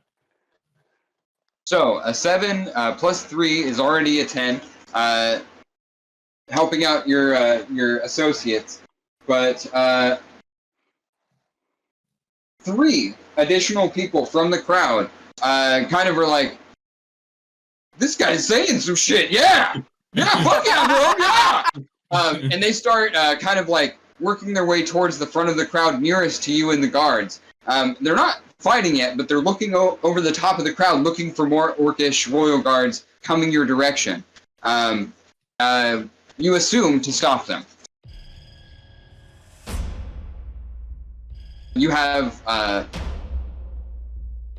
this other guard that is still right there in front of you, though. Does anyone else want to take some action? Oh, I just want to point out that while Kilbo was standing to make his speech, he was still only about 4 feet off the ground because he didn't get that much. I don't have big ups. I just punched that guard and he just punched me back. So if anyone wants in on him before I punch him again, go for it. Yeah. Sheila. I almost said Sheila. Sorry, that's a different character. Shell will do that while he's on that character. She's like, "Yeah, who's taking bets?" And she goes up and punches the dude in the face again. Just punches that guard in the face again. Absolutely, Hopefully, go you for didn't it. knock him unconscious. Oh, my dice love me. That's another 10. Yeah.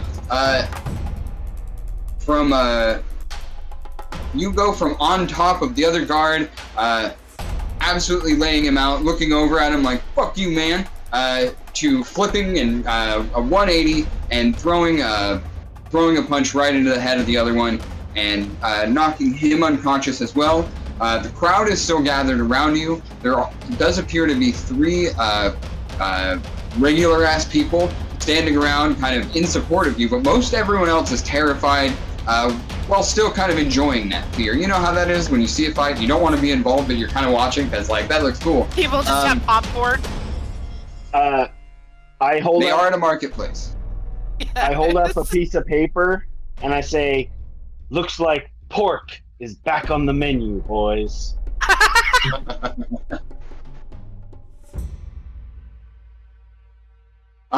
You finished the guards.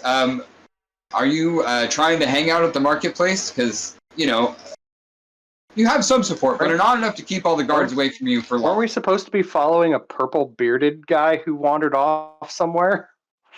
Oh, Yeah, You see where'd where he went? Streaker go? shit. Oh, sorry. Shoot. Character.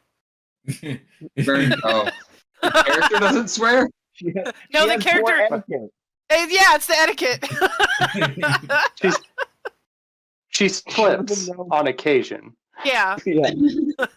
She doesn't know when it's okay and not okay. Yeah, exactly.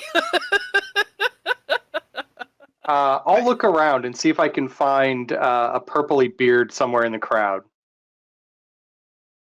Yeah, absolutely. I start calling out, Streaker, the Ranger! Streaker! um, yeah, we don't really have we never come up with like a insight or anything like that. A perception I'm just gonna have you roll skill? 0. But Yeah. you're ultimately, yeah. I got a 6. So I definitely either didn't see him or saw somebody I thought was him. Okay. Zach. Oh, I got an 8. So I may have seen where he went. But I also don't know the area very well. If you're assisting me, then that puts me at a 7, right? Which is a success. That's true. That's true. Yes. If you have access to 7 and above. A 7 and 9 is a mixed success.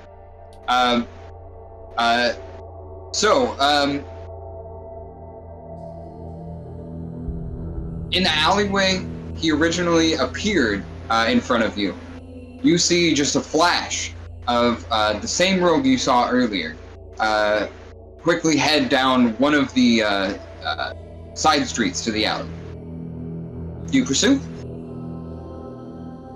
Yes. We better get out of here. Excellent.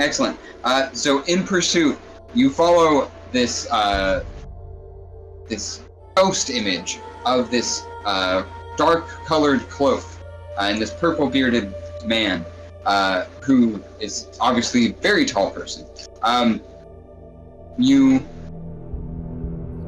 head down several side streets, just following this image just as it gets out of sight. Everyone go ahead and roll for me with no additional plus or minus. I don't think we have anything for this one. I've got a 10. I'm at a 8. Ultimately, we got it. Hey. Armalus came through and is able to, with his almost like chimpanzee-like gait, catch up to the shadow image you've been following around and find this purple-bearded, cloaked person. It helps that I know these streets. Yes. Oh, we're on Mulholland. What's up? Nothing, keep going. You are in you've chased him down to a dead end. There's nothing but wall behind him. He turns around to face you all, and he takes off his cloak. And it is, oh my god. Zach, what have you been calling him? Streaker, the Ranger. It is the purple-bearded Streaker, the Ranger. A figure that you may or may not know, but it does seem like Frito does know. Frito. He turns and faces you and takes off his cloak. Please. Put some clothes on. He's We've just been got the looking cloak for and you. nothing else. Yes. Sorry, I like to keep it covered. Usually. Until I don't. You know what I mean? Oh. Okay. It's not much kinds of work. So sometimes you have to do what you have to do. That's pretty fair. We've been looking for you. Yeah, I've been looking. Wait, we have? Or I have, and this union of the Lord of the Keyrings has been helping me. And I hold up the keyring. Yes, I was sent to find freedom from the old lawyer, Gandalf. What's his name? Randolph. Scamdolf. Grandalf. Scamdolf. Scamdalambalaugh. Scandalf. It's Scandalf, guys. Scandalf. Right. Scandalf. We know. Hey, You haven't been sent a cease and desist yet? Say that name like that? Seems like Many don't know. That was Me and my- Scandalf the Gray. This is clearly Scandalf the Purple. No, I was sent by Scandalf. I am Straker. Oh the yeah. Ranger. I I was started sent. looking through my notes. I sent by my parents to like fix our stacking problem at home. So I was shoveling lead. fucking hell. I mean, sorry, not really, but I'm why? in uncharted territory here. I was organizing a community garden when all of a sudden I'm in a tornado, so I don't know. What about a Harden? I know about it. Heard it. Yeah. What'd he say? Grow vegetables. I think Nobbits hardened their communities. Yeah. Somehow. They're called That- Nobbits.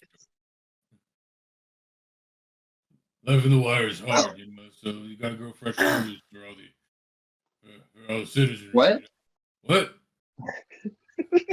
What? No, literally. No. He's talking about how he was organizing a community garden when he all of a sudden he got picked up by a tornado, and was brought here to this hellscape. Thank you. Sorry. Sorry. Yes. And I have heard of you, Kildo. Kildo, sorry, not Kildo. Kildo. The murderous dildo. Written by Stephen King.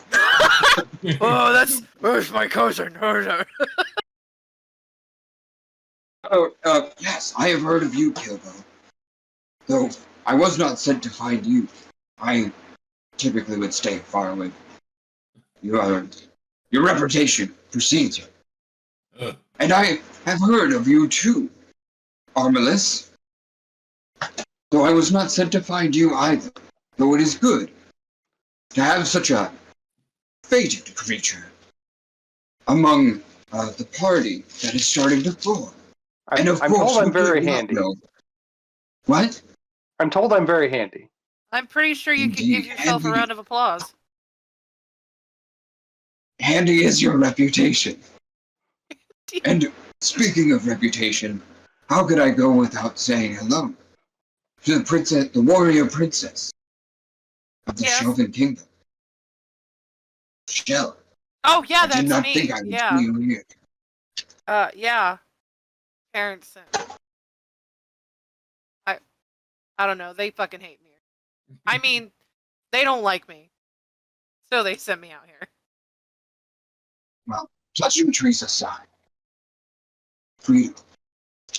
I believe you have something powerful in your possession. Something I've been looking for a long time.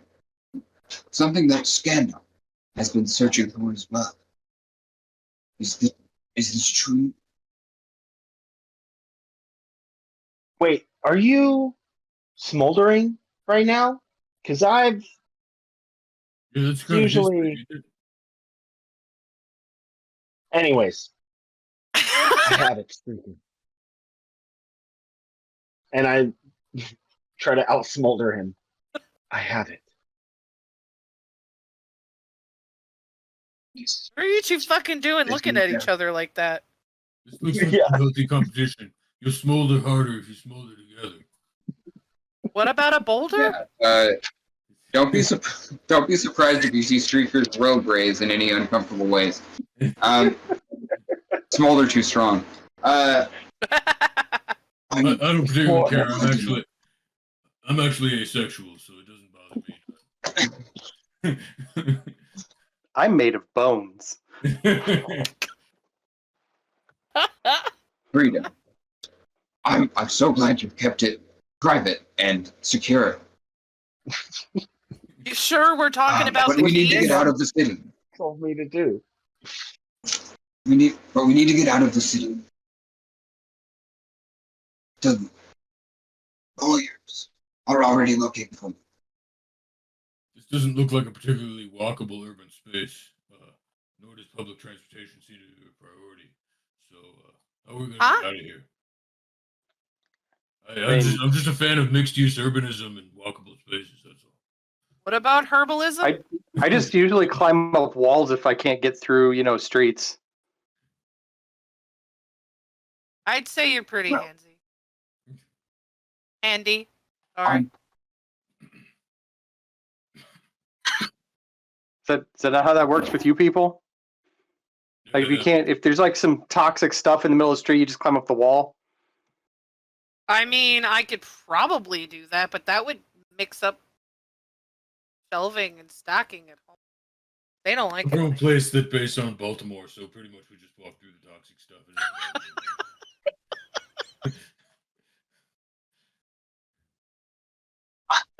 Very stinky. Have you guys seen the Interharbor? Streaker, we need to get to the city that ceased to exist. Can you be our guide? Don't say no more. Follow me. And with that, Streaker takes you through a bunch of winding streets, seeming to avoid any and all detection, avoiding places where the public might congregate. You make your way towards the edge of the city. The gates of the city, and the gates and the walls surrounding you are the only thing stopping you from getting out. Streaker looks to all of you. We're going to have to work together to get out. Are you ready?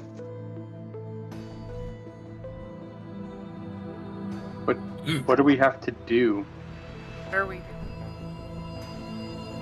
Well, there's no straightforward answer.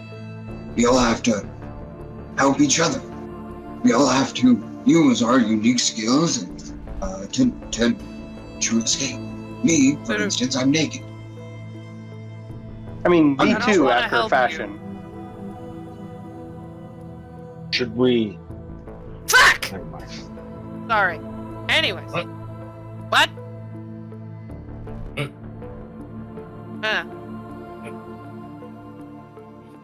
We're all. Audibly Is pearls.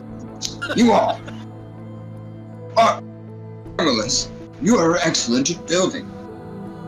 Shell, you're an expert organizer.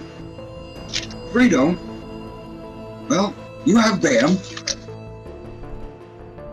And Cubo, you are not only strong, but you're also angry. And this is always useful in a pinch. Sorry, this comes out. Yeah. Is there like a bucket of shovels nearby? Are you burying everybody? I mean, if there is, I'll just like start grabbing them and handing them to people and be like, "We're just a work crew leaving town to fix a road." Fair. That's a good idea. Out of character, that's a really good idea. Sure, but fixing a road is a public good, and I don't feel like It's a toll road. being ready. Oh, okay, yeah. A privately owned toll road, yeah. Sounds like a good I look at you, Skelf, in the eyes, and I say, "I have your shovel," and take it from you. That's my shovel. I have your bucket. And you have Just my grabs. You sure do. And then I start walking off. And my foreskin. Whoa! Whoa! So glad I grabbed the bucket.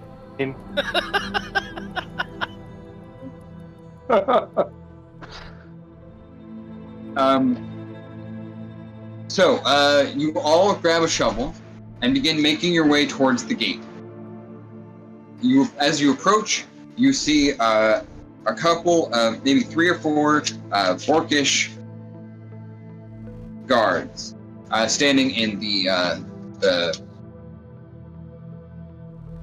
thing, like the gatehouse. where the gatehouse. Thank you. Sorry. In the gatehouse.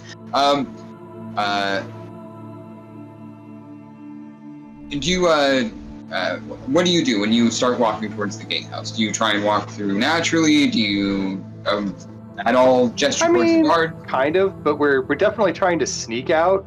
So like as he's like walking up, Armos just kind of like swivels his head around to look behind him, because he's a skeleton, and just kind of like, it sounds like he's breathing, but obviously he doesn't have lungs, and he's like, "All right, everyone, keep it together." He starts walking. Like, you first. Oh, and turn your head back around. Huh? Oh. He may have forgotten that. Well, you did say sneaking, Armless. I'm gonna have you roll. No. He's keeping it together. It's even worse. Boy. Oh boy. Yeah. Go ahead and roll for it. Because sneaking implies I don't want them to see me. Right. Okay, so I have some sad news. So this is already at a -2. So what happens if you roll a 1 and a 2? That's bad. So I got a 1. And keeping it together for this particular event.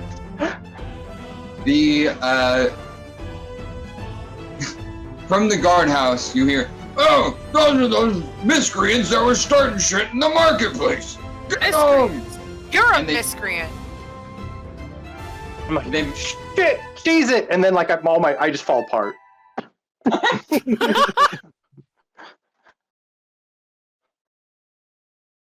It sounds So, like they're speaking my language. Hang on, let me talk to him. The miscreants went over that way. Very believable. Wait, so did you say? No, I don't talk to fucking cops, so you can believe me now.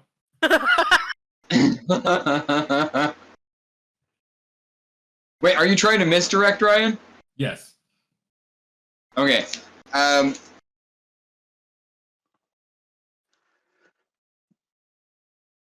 I'm gonna give you an enunciating roll Okay. because I had trouble understanding you. So I definitely have to mark that as a failure. So Yes, I got, mark all of your failures. I got a 9 -1, so I got an 8. You say 9 - 1? Yep. For an Awesome.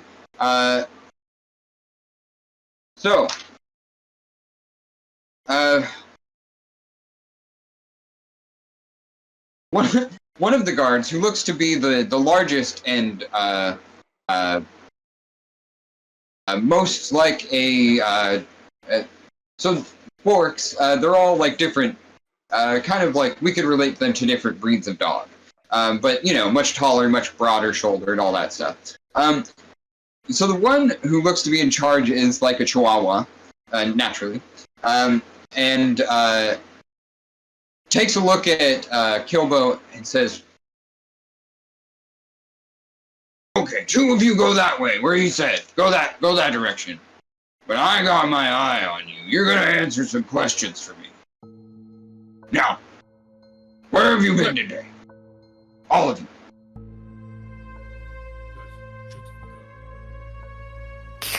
I'm just a pile of bones currently. And it's just like, where have you been? Where have you been today? And she just, You should hold up like what is it? What do ambassadors have? Some kind of like immunity, like. oh yeah. While you're I mean, flipping them off, you're just like, yeah, she should do. That's what she's gonna do. Just holds it up and just like middle finger. Oh, diplomatic immunity? Fuck you! God damn it! Alright, we can't arrest these fuckers. Get the fuck out of my face! Bitch. Alright, come on, let's You, go. though! Okay, The Frito. ugly one. Or the hot one, Frito? actually. I don't know what you people, how this goes. You! What do you have in your pockets? Pockets is. Nice. Don't consent Okay, to so a search. Frito. Never consent to a search. What are you Frito- playing? Pocket pool over there? You just keep digging your hand around? Better not be doing anything untoward. Frito is picking up the pieces of Armalus, and he picks up the skull and like some of the hands, and he makes the hands do a thumbs up. And then when Shaladriel pulls up the diplomatic immunity, the jaw drops from Armalus because Frito drops it, and then his own jaw drops at the incredible display of legalese that she's just practiced, and he drops all the bones that he's been collecting. Shit. Okay. I mean, I guess, roll Smolder for me.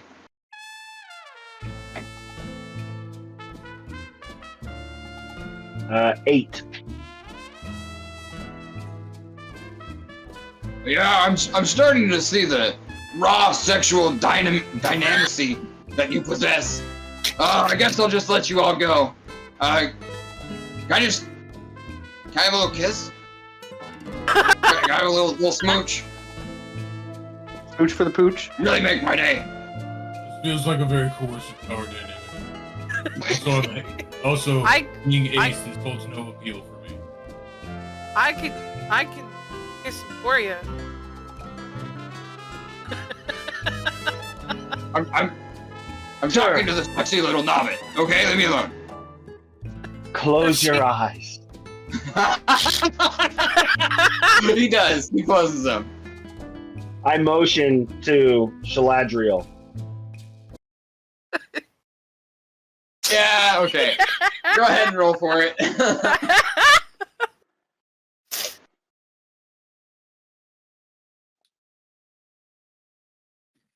Ow.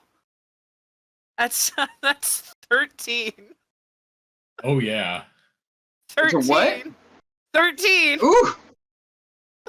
Yeah, when you completely decapitate this guard, the other one that's still in the guardhouse, pisses himself and runs away. That's how you deal with sexual harassment, yo. Streaker says, we better get out of here, guys. Come on, let's Yeah, we should. Let's go. At this point, I've mostly gotten back together again, so I'm just gonna like readjust some bones and set my head on so we can head out. There's a finger where your nose was. Put that back. Thank you. I thought we were never, ever getting you back together. Finger bones connected to the hand bone. The hand bones. Arm bone. I turn to you, Shaladriel, and I say, that punch was nicely stacked. Thanks. Walks away.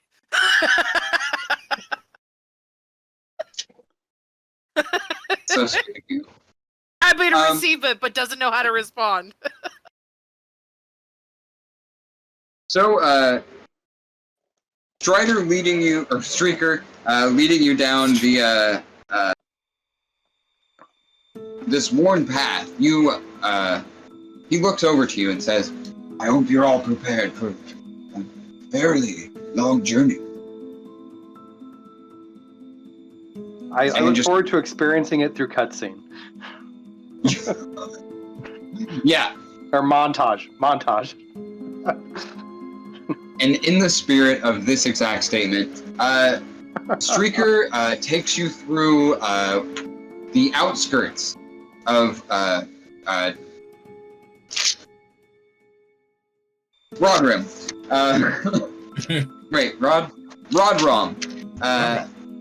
Takes you through the outskirts of Rodrim, and you see all the sewage runoffs in the building lakes of polluted biohazards. You pass by a brackish pools filled with dead frogs and insects and all kinds of wildlife that clearly show you that this world holds very little in natural life left. As you continue through, you begin to see large mountains approaching you, that you are approaching. As you get closer, you see these mountains aren't just any mountains, they're mounds and mounds of human refuse and garbage. They're old food and diapers and anything you can imagine.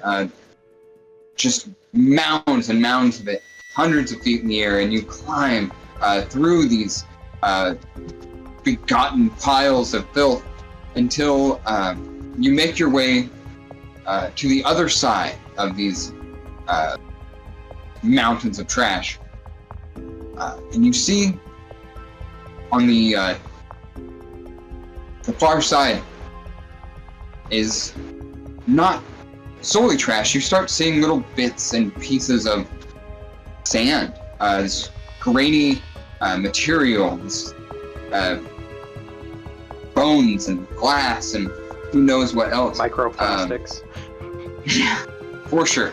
Did you say it's rough and coarse and it gets everywhere? That's how you get the spirit lawyers on you. You know, I just referenced. you've been walking for days. What was that? I said I just referenced a Disney property that could really fuck us. Oh shit, I missed it. What did you say? I said, is it coarse and rough and gets everywhere? Because I hate sand. Which is a Bro, reference I'm to so sorry. Nick, Hayden Christensen's lifetime best performance as young Anakin Skywalker, trying to hit on Padme Amidala. By telling her how much he hates sand. Yeah. Yes. So,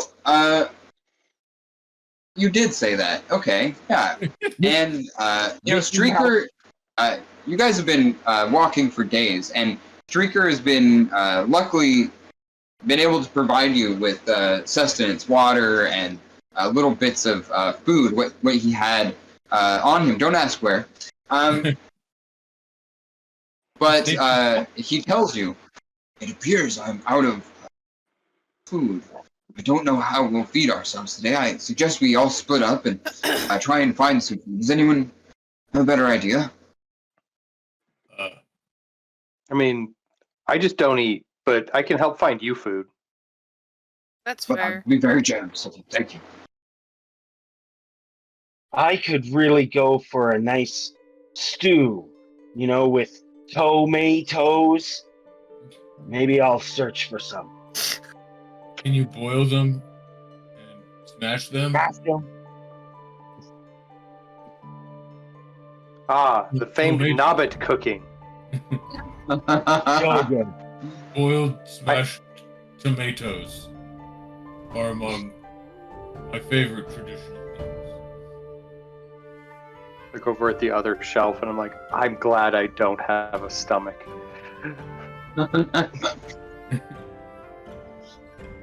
Yeah, I'm gonna- so I'm gonna forage and then put together a nice traditional Nobbit meal. Yeah, no, we'll both forage, and we'll find some of the freshest ingredients, like most beautiful ingredients you've ever seen, and then we're gonna absolutely with our traditional novel. Unlikely as it is, the most amazingly fresh ingredients in this polluted hellscape. It's like they just came out of like a Whole Foods, Yeah. and then they're going to destroy this. Yes. It's going to be like an early episode in Master Chef where it's the new contestants and they're really fucking up. I have like a bottle of ketchup, and I'm just adding all of it to this. To this boiled carrot. Yeah, boiled carrot. Hey, That actually might be kind of good. I don't I know. love that, but I think it's better with this honey that I found. Just a bunch of honey.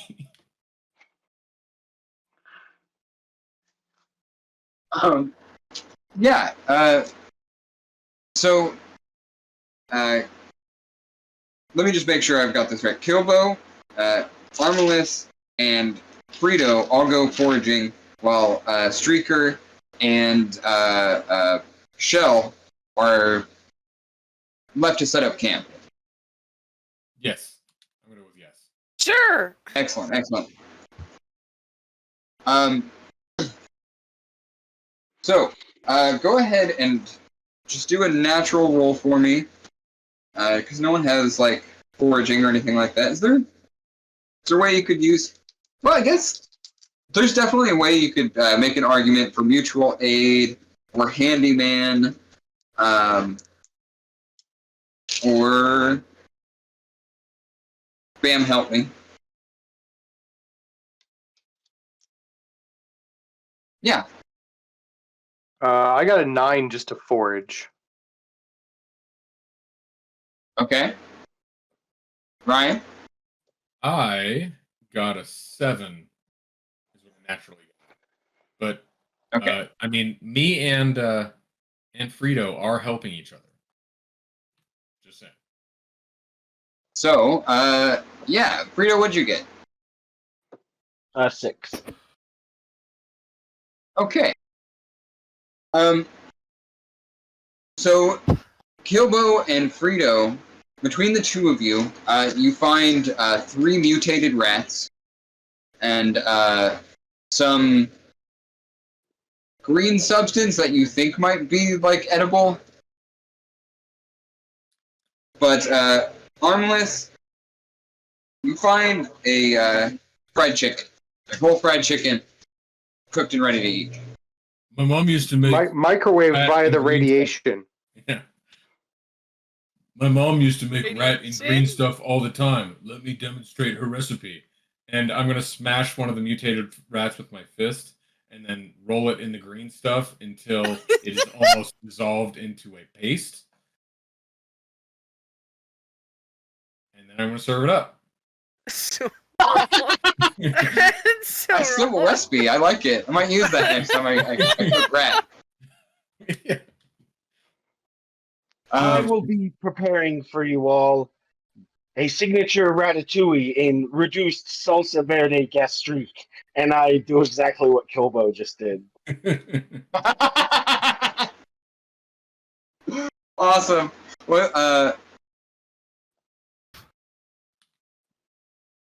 yeah, so you make this wonderful little meal. You might even have a little leftovers for tomorrow.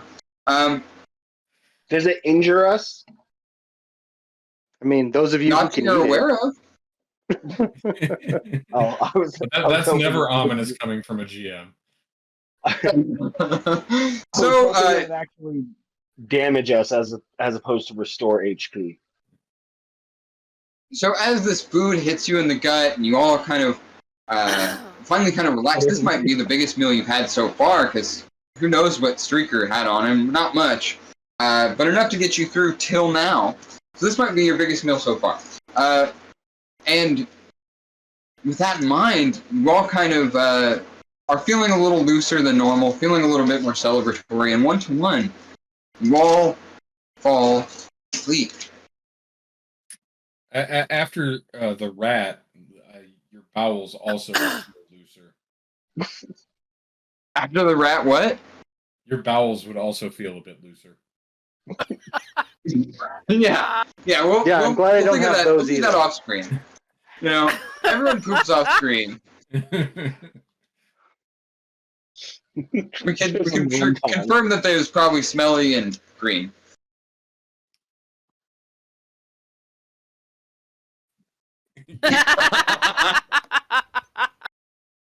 Everybody poops think- off screen.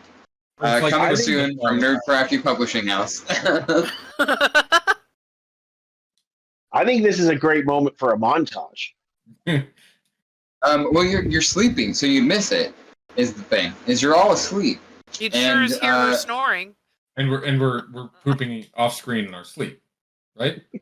I mean, I guess. You know, That's you would how it know. works, I'll let right? you know individually. All that any of you know is that right now, all you see is the dreamscape in front of you. Your eyelids, maybe. If you know, you're just pretending to sleep, but you're really asleep. And as you drift into sleep, as you drift into slumberland,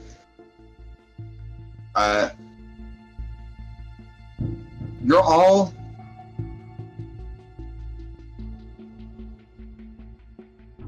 afraid. You're all feeling very afraid. You're walking through a clear glade with beautiful trees of all kinds and brush and maybe a deer and a raccoon cross your path, and it's idyllic and it's beautiful. But you're afraid. Why are you afraid? You investigate that. You dig a little deeper, and you feel this pulling, this tension connected right into your chest, pulling you further and further into the glade. And further into the glade you go. You find yourselves at the entrance to a cave. And as you part the moss, the curtain of moss that is formed, you see a figure, lit only slightly by a small fire inside. The pulling in your chest intensifies. It feels like your heart is being squeezed and dragged.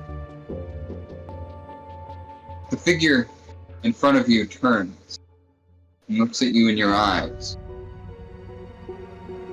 You have violated the contract. And now, sleep tight, little dreamer. When you wake, I'll be there. With a start, you wake up, and above you are royal guards and an odd, mysterious yet familiar figure sitting atop a rotten, bony horse. They're charging at you from on top of the mountain that you just descended. They're charging directly at you. It's just like the battle of the 5+1 armies. Keep it cool, kid. Oh no, not again. All right, I'm ready to fuck anything up today. No, we gotta run. We gotta run. What? Yeah, there are dozens, if not maybe hundreds of soldiers, as well as this still present fear, this encapsulating, all-encompassing fear that is just invading your brain, telling you to get the fuck away as fast as you fucking can. Run, run, run, run, run. I hightail it down the mountain. Run, run, run as fast Yes. as you can. Yeah, And I'm catch gonna go me. as fast On as all possible. four arms. I'm the Sheldon Warrior Princess! Yes, all of you, I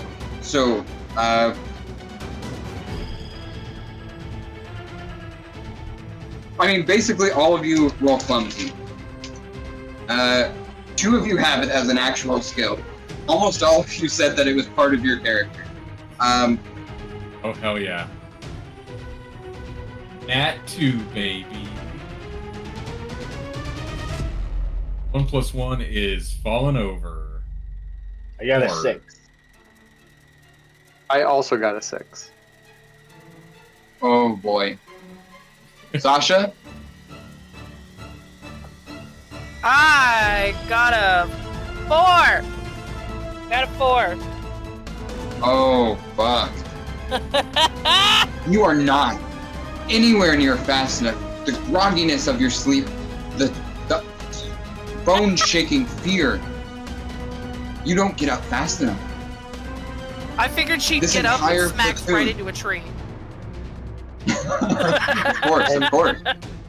This And entire platoon of royal guards, as well as a couple of accompanied shrouded figures that you can feel watching you. You can feel it in your bones. These figures watching you from atop their steeds.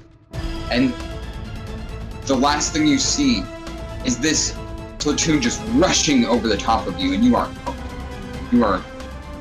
gone. You are asleep. You wake up in a strange place.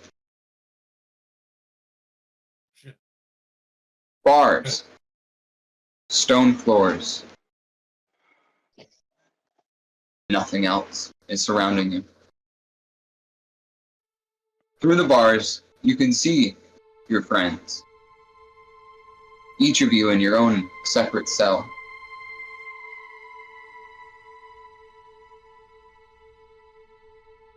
I look to my right and my left. Are there any other skeletons chained to walls in here? Several, yes. I feel I- I feel at home. I am having flashbacks to my capture by the Uruk Bai after the Battle of the 5+1 armies. And so I'm just Absolutely. shouting incoherently. Which is, not too much different from usual, but more. Louder and more mushmouthy. Kilbo! Kilbo! You're okay! It's your first blood! You're okay! You gotta keep it together, man. No, nothing is over! Just wakes up. First blood! Keep it cool!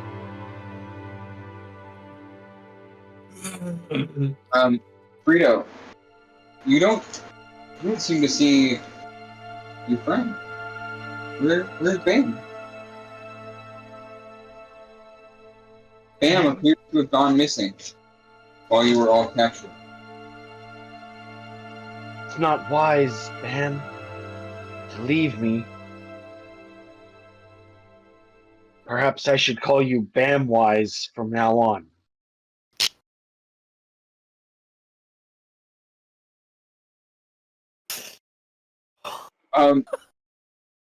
Sorry, out of game, I just realized what time it is. How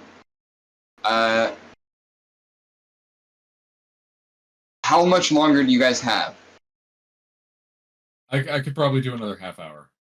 I'm about the Yeah, same. that works. About another half hour.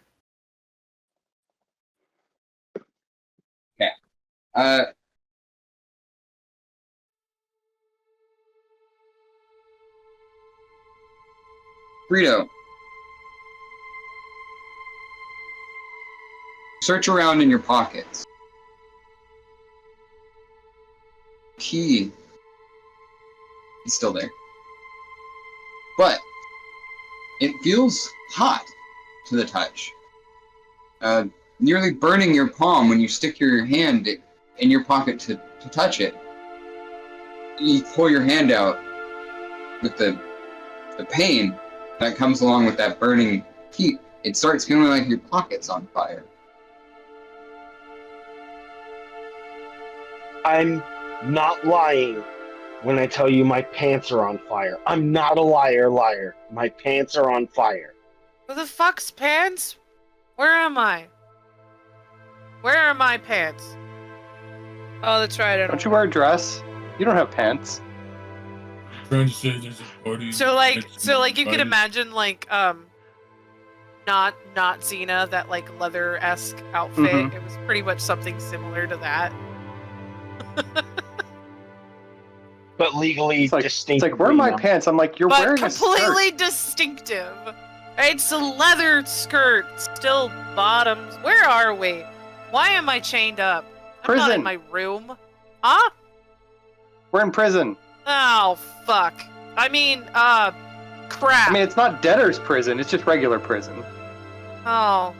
I don't know what bothers me more. The fact that I'm chained to a wall or the fact that one arm is higher than the other. Wait, They Scandalf didn't told me chain there this was right. there was a message that could only be revealed through fire, and I pulled up the burning keyring to inspect if there's a message.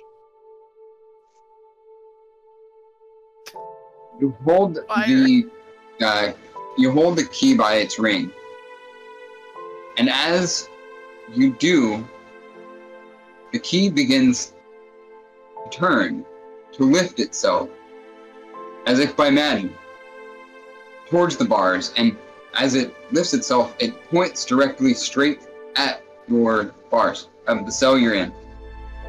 And after a moment, it begins to start feeling like it's tugging your arm towards the bars. And shortly after that, you feel the key touch the bars. The bars get hot.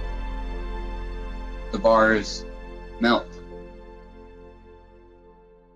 You have a small There. space, not necessarily big enough for you yet, but a small space that has been removed from the bars that surround you.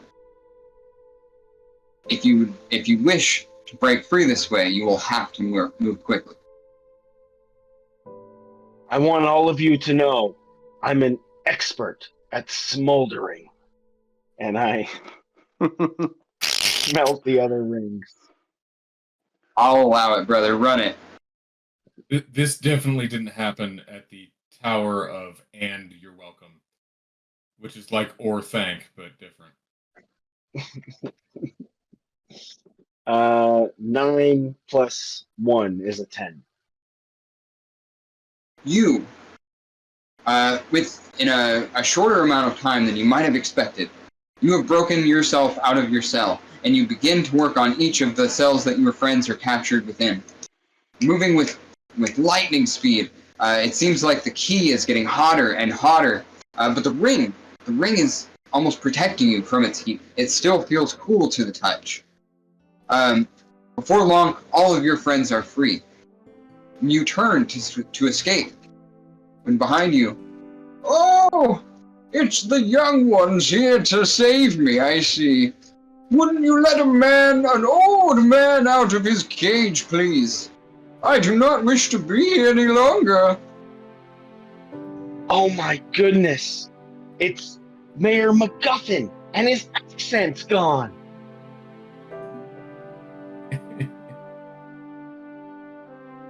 Down here too long. MacGuffin stands in his cell and takes off his tattered robes, revealing a giant chest and arms and legs of just a solid man of muscle with a huge burly white beard and a hair that curls and puffs out beyond his head and is almost like extravagant, elegant fashion. Yes, it's me, Mayor MacGuffin, the last democratically elected leader in all of normal Earth. What in the normal Earth? Now won't you be so kind as to let him out of his cage? I might as well. Kind of need him to fix stuff at home. We've been searching for you. We'll break down the established power structures and return the sweet breath of liberty to the people of definitely not Mordor. I don't know what you said, young man, but I heard liberty, and finally someone's speaking my language. And he just heels back and just kicks down his door. Let's fuck these fucking royals up! All right. Down with monarchy. We're deep beneath the castle as it stands, but in short time we could be right in the throne room ripping their heads clean off their shoulders. Everyone with me! Yeah. Let's Sounds awesome. All hands on deck, I say. Hey, look. Wait, I think I can help. She's gonna like take one of her like little tiny books, kind of like open it, and just gonna say like a legal term, using magic study, legal term to like cast not haste to make it where everyone goes faster. That's the opposite of haste. Super fast. Absolutely. Super Speediest fast. appeal. Yes, speediest appeal. You see your friend Shell. Jurisprudence. Yeah. She pulls an earring off her ear and reads it aloud, and you feel the surge of energy flowing through you, the fear that was taking you over, the fear that was ever present in you since that dream feels gone, and you are just filled with the vigor and life of every proletarian across the planet. You storm out of this dungeon, passing all kinds of NPCs I didn't create anything for. You make your way to the throne room.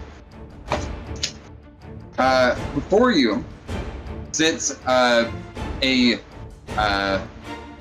seal person, top half person, bottom half seal, wearing a crown, and you see next to her a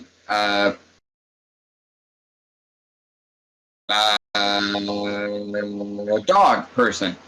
Oh yeah, a Bork. You see a Bork with a great noble crown on his head. Like a Great Dane. Yeah, his name is Oliver. King Oliver and Princess Ariel. Fiona? I said donut. Donut? I like Donut more. Princess or Queen Donut. Queen Donut and King Oliver sit before you in their royal thrones, and they look about as these scruffy, dirty,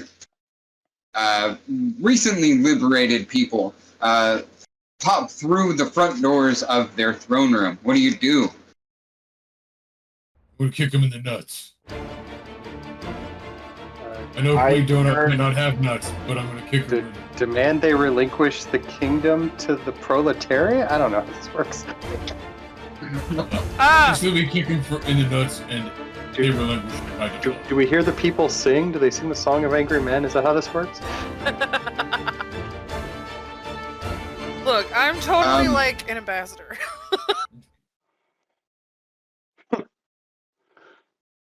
Queen Donut.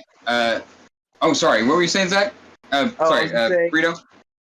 I turn to Shaladriel and I say, don't be shellfish, but these rod rummers are gonna get it. You better share in the fighting. I'm down, little one. Let's go. Let's fucking go. Is it going to be a cage match for the kingdom? The Shelvin Kingdom versus the Seal Kingdom. That's the +1. From the ceiling. The steel chair.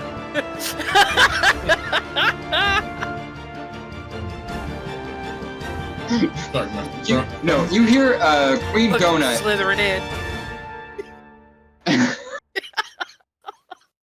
Queen Donut, from her throne, looks at all of you and says, "You've fallen into my trap!" And she pulls a lever, and a cage falls over the top of you. In this cage is a little dude on a big dude, and they've got a chainsaw. I've seen this movie. No, you haven't! Legally distinct, not Master Blaster. No, it's very clearly Bork Orkenbork. Legendary warriors. As well as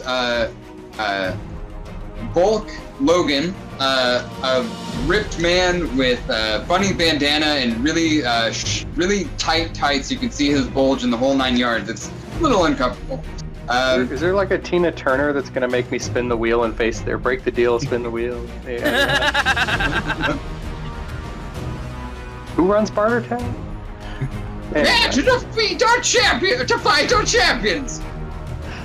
If they win, things go on exactly as they have. If you win, we'll talk. We'll talk. As a terrible lawyer, I turn to everyone. This sounds like a really good deal. We better It's good. I've already got my opening move.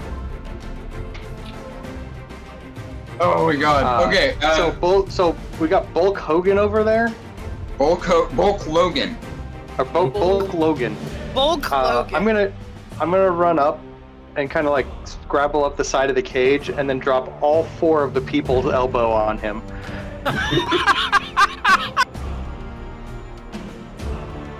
Oh my god, it's beautiful. Yeah. I don't even care what you roll. Just do it. Do a good one. 4 elbows. People's elbows. Because there's 2 of us. RKO! So Armalist goes all 4 elbows down on Bulk Logan.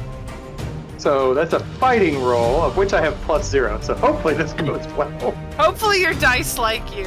I got a 9. You had a couple failures though. It's true. But a 9 is good, right? That should handle it. 9 is mixed, yes. But I'll take mixed. yeah.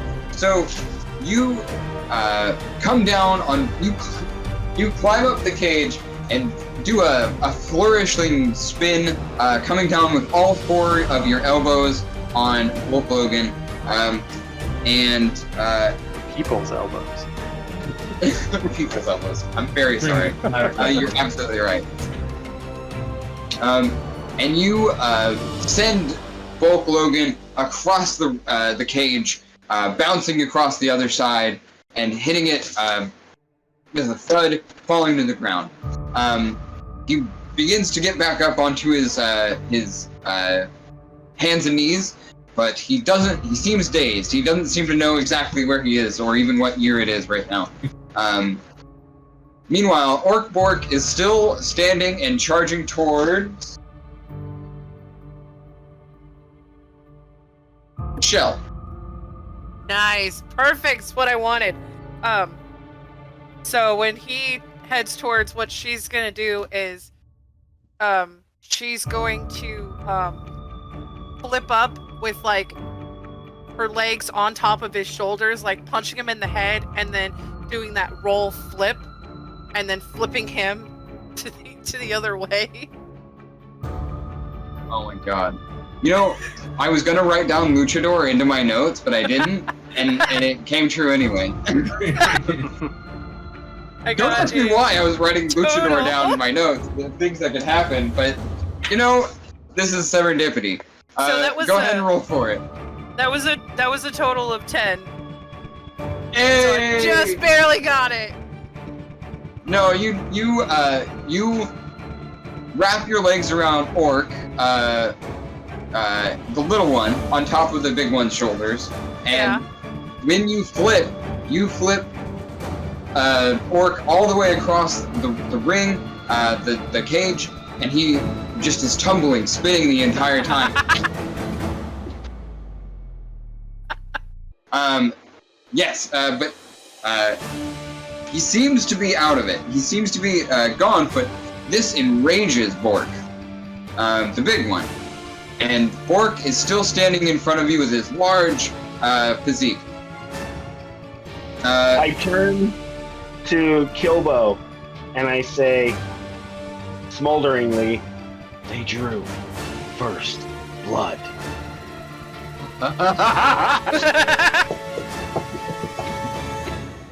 Gonna immediately lose my cool. You have the headband too? Yeah. Fuck yeah. And I'm just gonna start making booby traps, like and throwing them at people.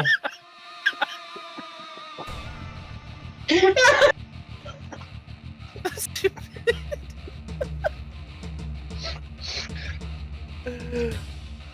You know, I think How'd you roll?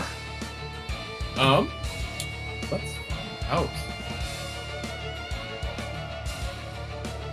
Anybody want to help me out? I got a 5. I used my turn dropping the people's elbows. so. I think what I'm gonna do is change my skill because Bam isn't here. So help me Bam becomes help me Kilbo. Have you tried screaming out "Help me, Bam" to see if he shows up? I was gonna do that at the very, very end. I don't think Oh. we're in the straights enough yet. Okay. Continue. Yeah. Help me kill Kilbo. So a result of 7. No, 9. 7 9. plus 2. Which is not What was your roll, Kilbo? That was 5. damn. Didn't do well. Um. Not a gifted roll. So, as you, Kilbo, are trying to make like a trap on the ground that will pull someone up to the ceiling of the cage, Bork has a hold of Shell by the shoulders. They're grappling back and forth, one gaining the advantage, the other gaining the advantage back. But in the scuffle, Bork takes off the top of your armor, Shell. He takes off your shell, and he chucks it across the room at Kilbo, striking you in the head and dealing 1 damage to you. Ow.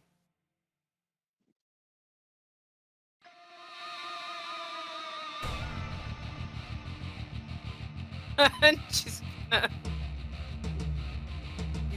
she's gonna What? like look at him and be like, you have to take me to dinner first. I imagine you had something on underneath that. That was. Yeah, I of course she hope did. that you got that intention. Okay. Yeah, she did.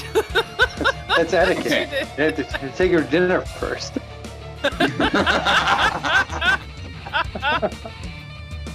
Implying that she's been through this problem before.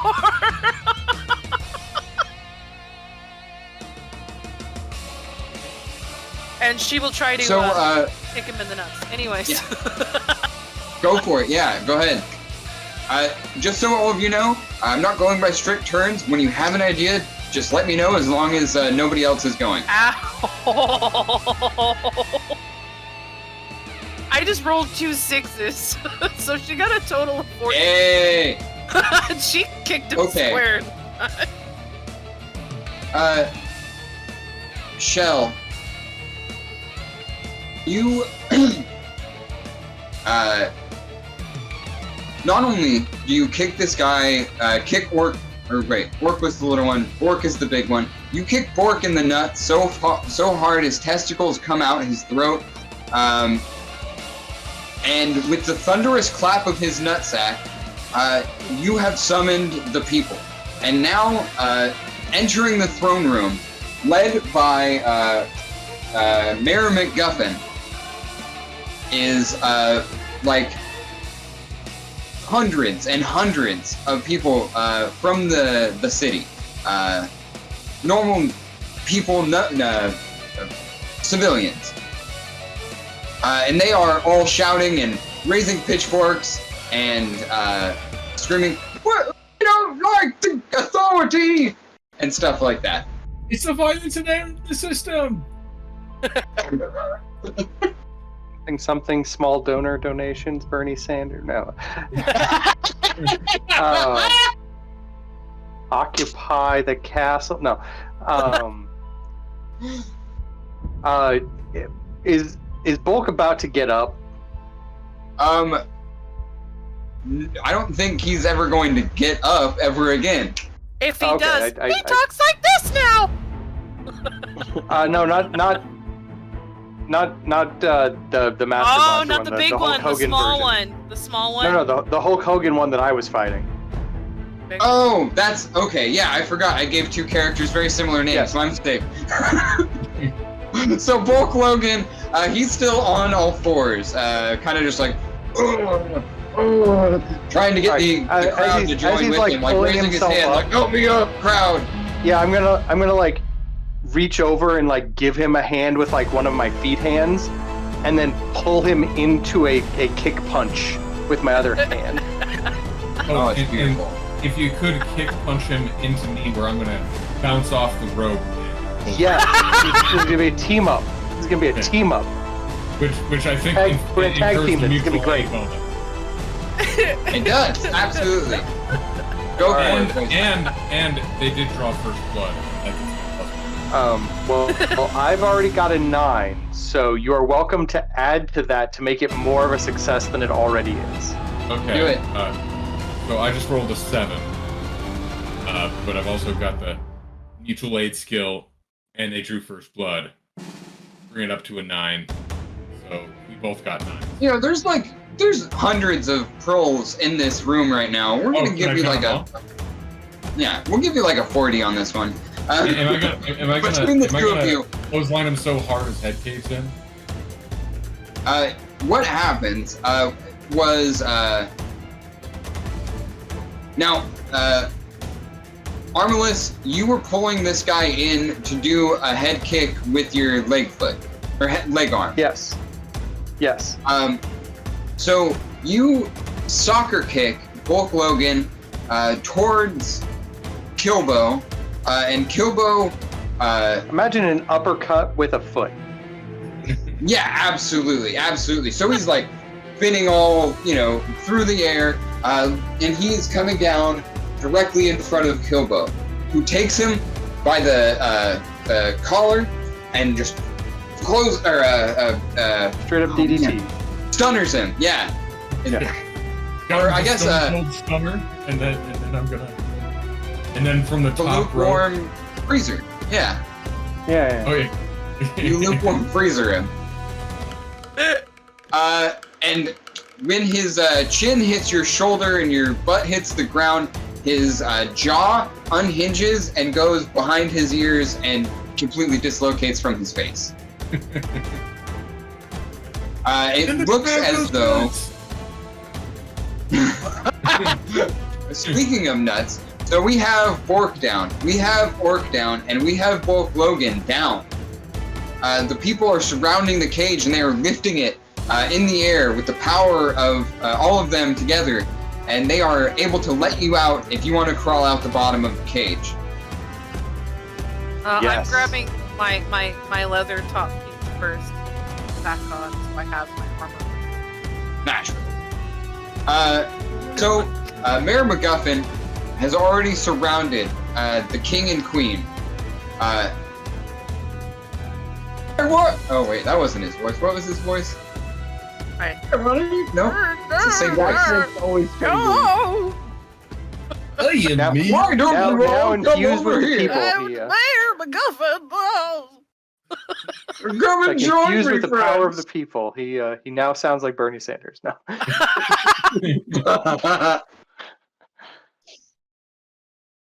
Just come and join me over here. We're going to torture these royals.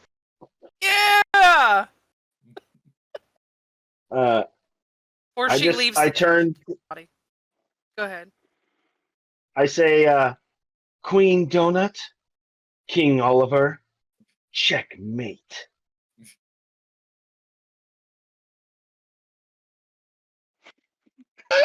Everyone just pauses and looks at you confused. And then, like in the back, someone's like, "Yeah!" And then there's like, the whole cheer like rises up. That would be that would be Shell actually. She's sitting there and he says that and everyone stares but she just goes, ah! And I turn to you guys and I say, I got this jury under my thumb. Yeah! What? Jury of your peers.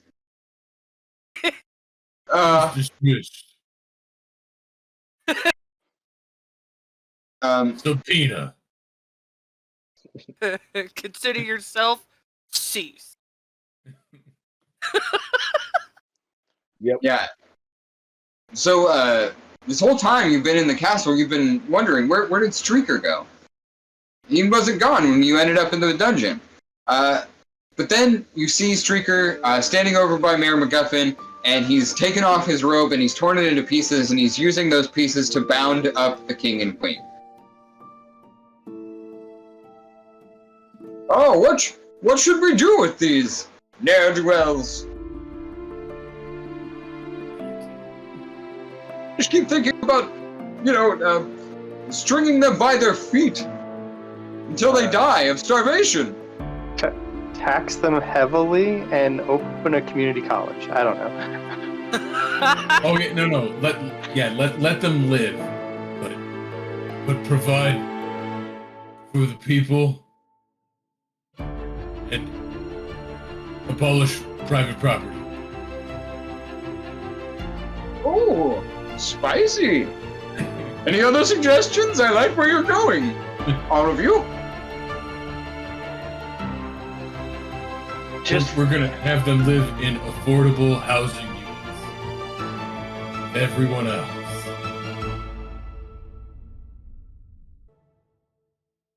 Is that how Nobbits do it? Yes. We'll I don't redistribute know. all of the. We'll redistribute all of the wealth from all over the wealthiest in the land, and we'll give all of the people at the bottom of this hierarchy a chance for forward mobility and a good and decent life where their needs are met.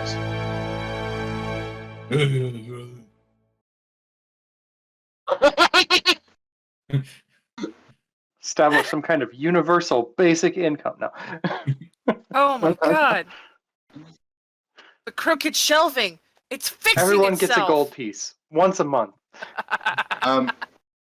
MacGuffin looks at you, Frito. Is that my key I smell? And I He sniffs in your pocket. Is that the key? hold Shoves up his the nose key straight in ring. your pocket. Is that my key? I hold up the key ring and I look at it and I say, "No, it's mine." Destroy it. Destroy it! Destroy it! Wow! I Wow! won't be redistributing any wealth. It's mine. We abolish private property. Legally Yeah. distinct precious. Yeah, I was trying to And think of another it's one. And just then, It's my favorite thing. It's my favorite thing. as you're saying this, bam!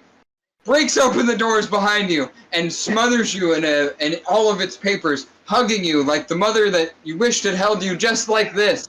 It warms your heart. It makes it grow 3 sizes that day. And suddenly, you no longer want to do the evil thing. Actually, Hey, I changed my There's mind. like You can have it. there's like molten lead over here. Go throw it in there. Throw it in the fire. Yes! Yes!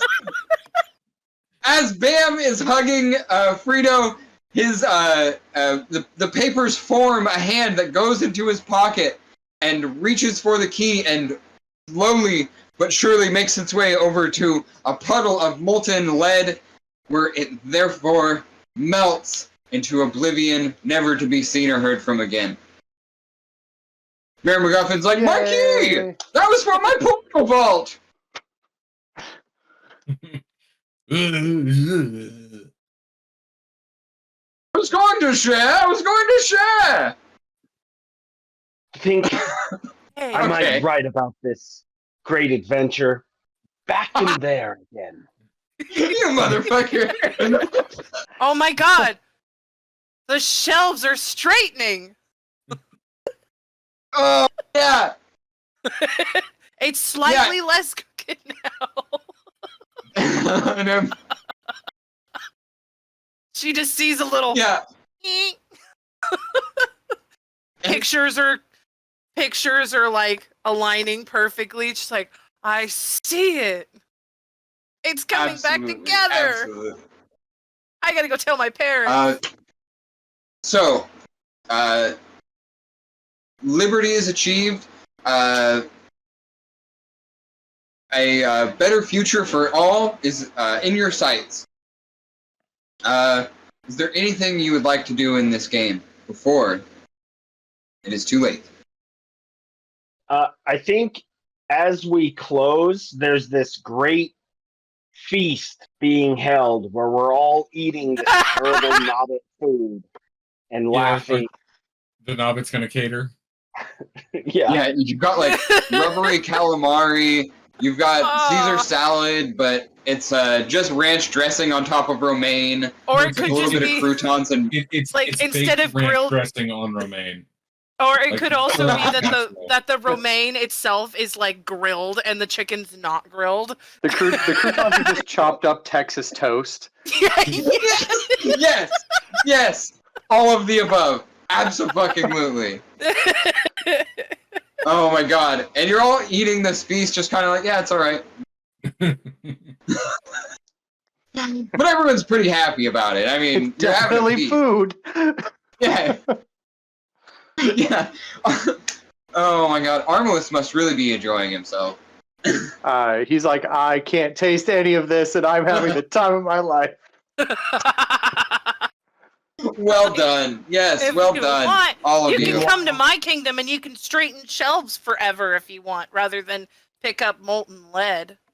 I used to be a carpenter before I was drafted. They wouldn't let me fix any shelves here. They just gave me a shovel and told me to start digging. Come back. Come back. I have 4 hands now. Think of the things I could build. Yeah, you're gonna come back to my kingdom. Like, you're gonna go back, you're gonna get your old house back. I don't care who lives in it now, you're getting your old house back, and you're getting all your stuff back. You're gonna get all your memories, everything back. Like, nah, you got 4 hands now. You're gonna like make some wicked ass shelves.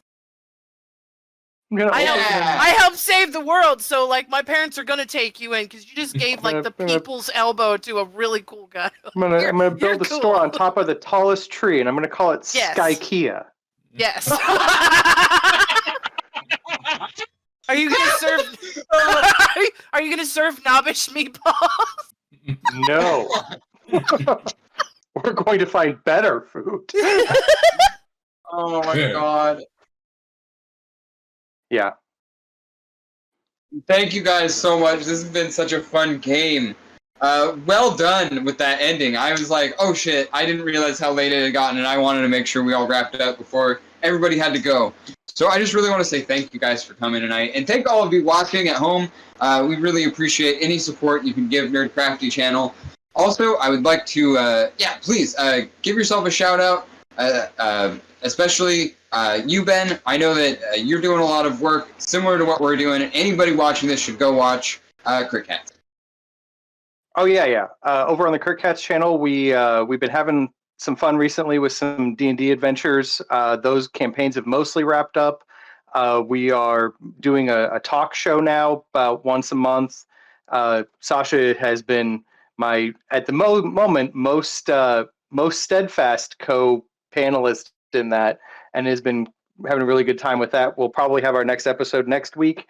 And the rest of our crew is starting a Baldur's Gate 3 run here probably this weekend that they're going to be streaming. So that could be fun as well. So yeah, feel free to come join us over on the Kirkcats Twitch channel and see what's going on over there. Yeah, all right. And thanks for having me. Yeah, thank you for coming. Thank you for playing. You guys absolutely killed it tonight. Well done. Well fucking done. Everyone give yourself a hand. I'm gonna give myself. Give All right, yourself y'all. 4 Well, hands. thank you so much. Yeah, I got 4 hands now. Thank you all so much for coming. We have been Nerdcrafty playing You Awaken in a Strange Place. Check us out and have a wonderful evening. Bye.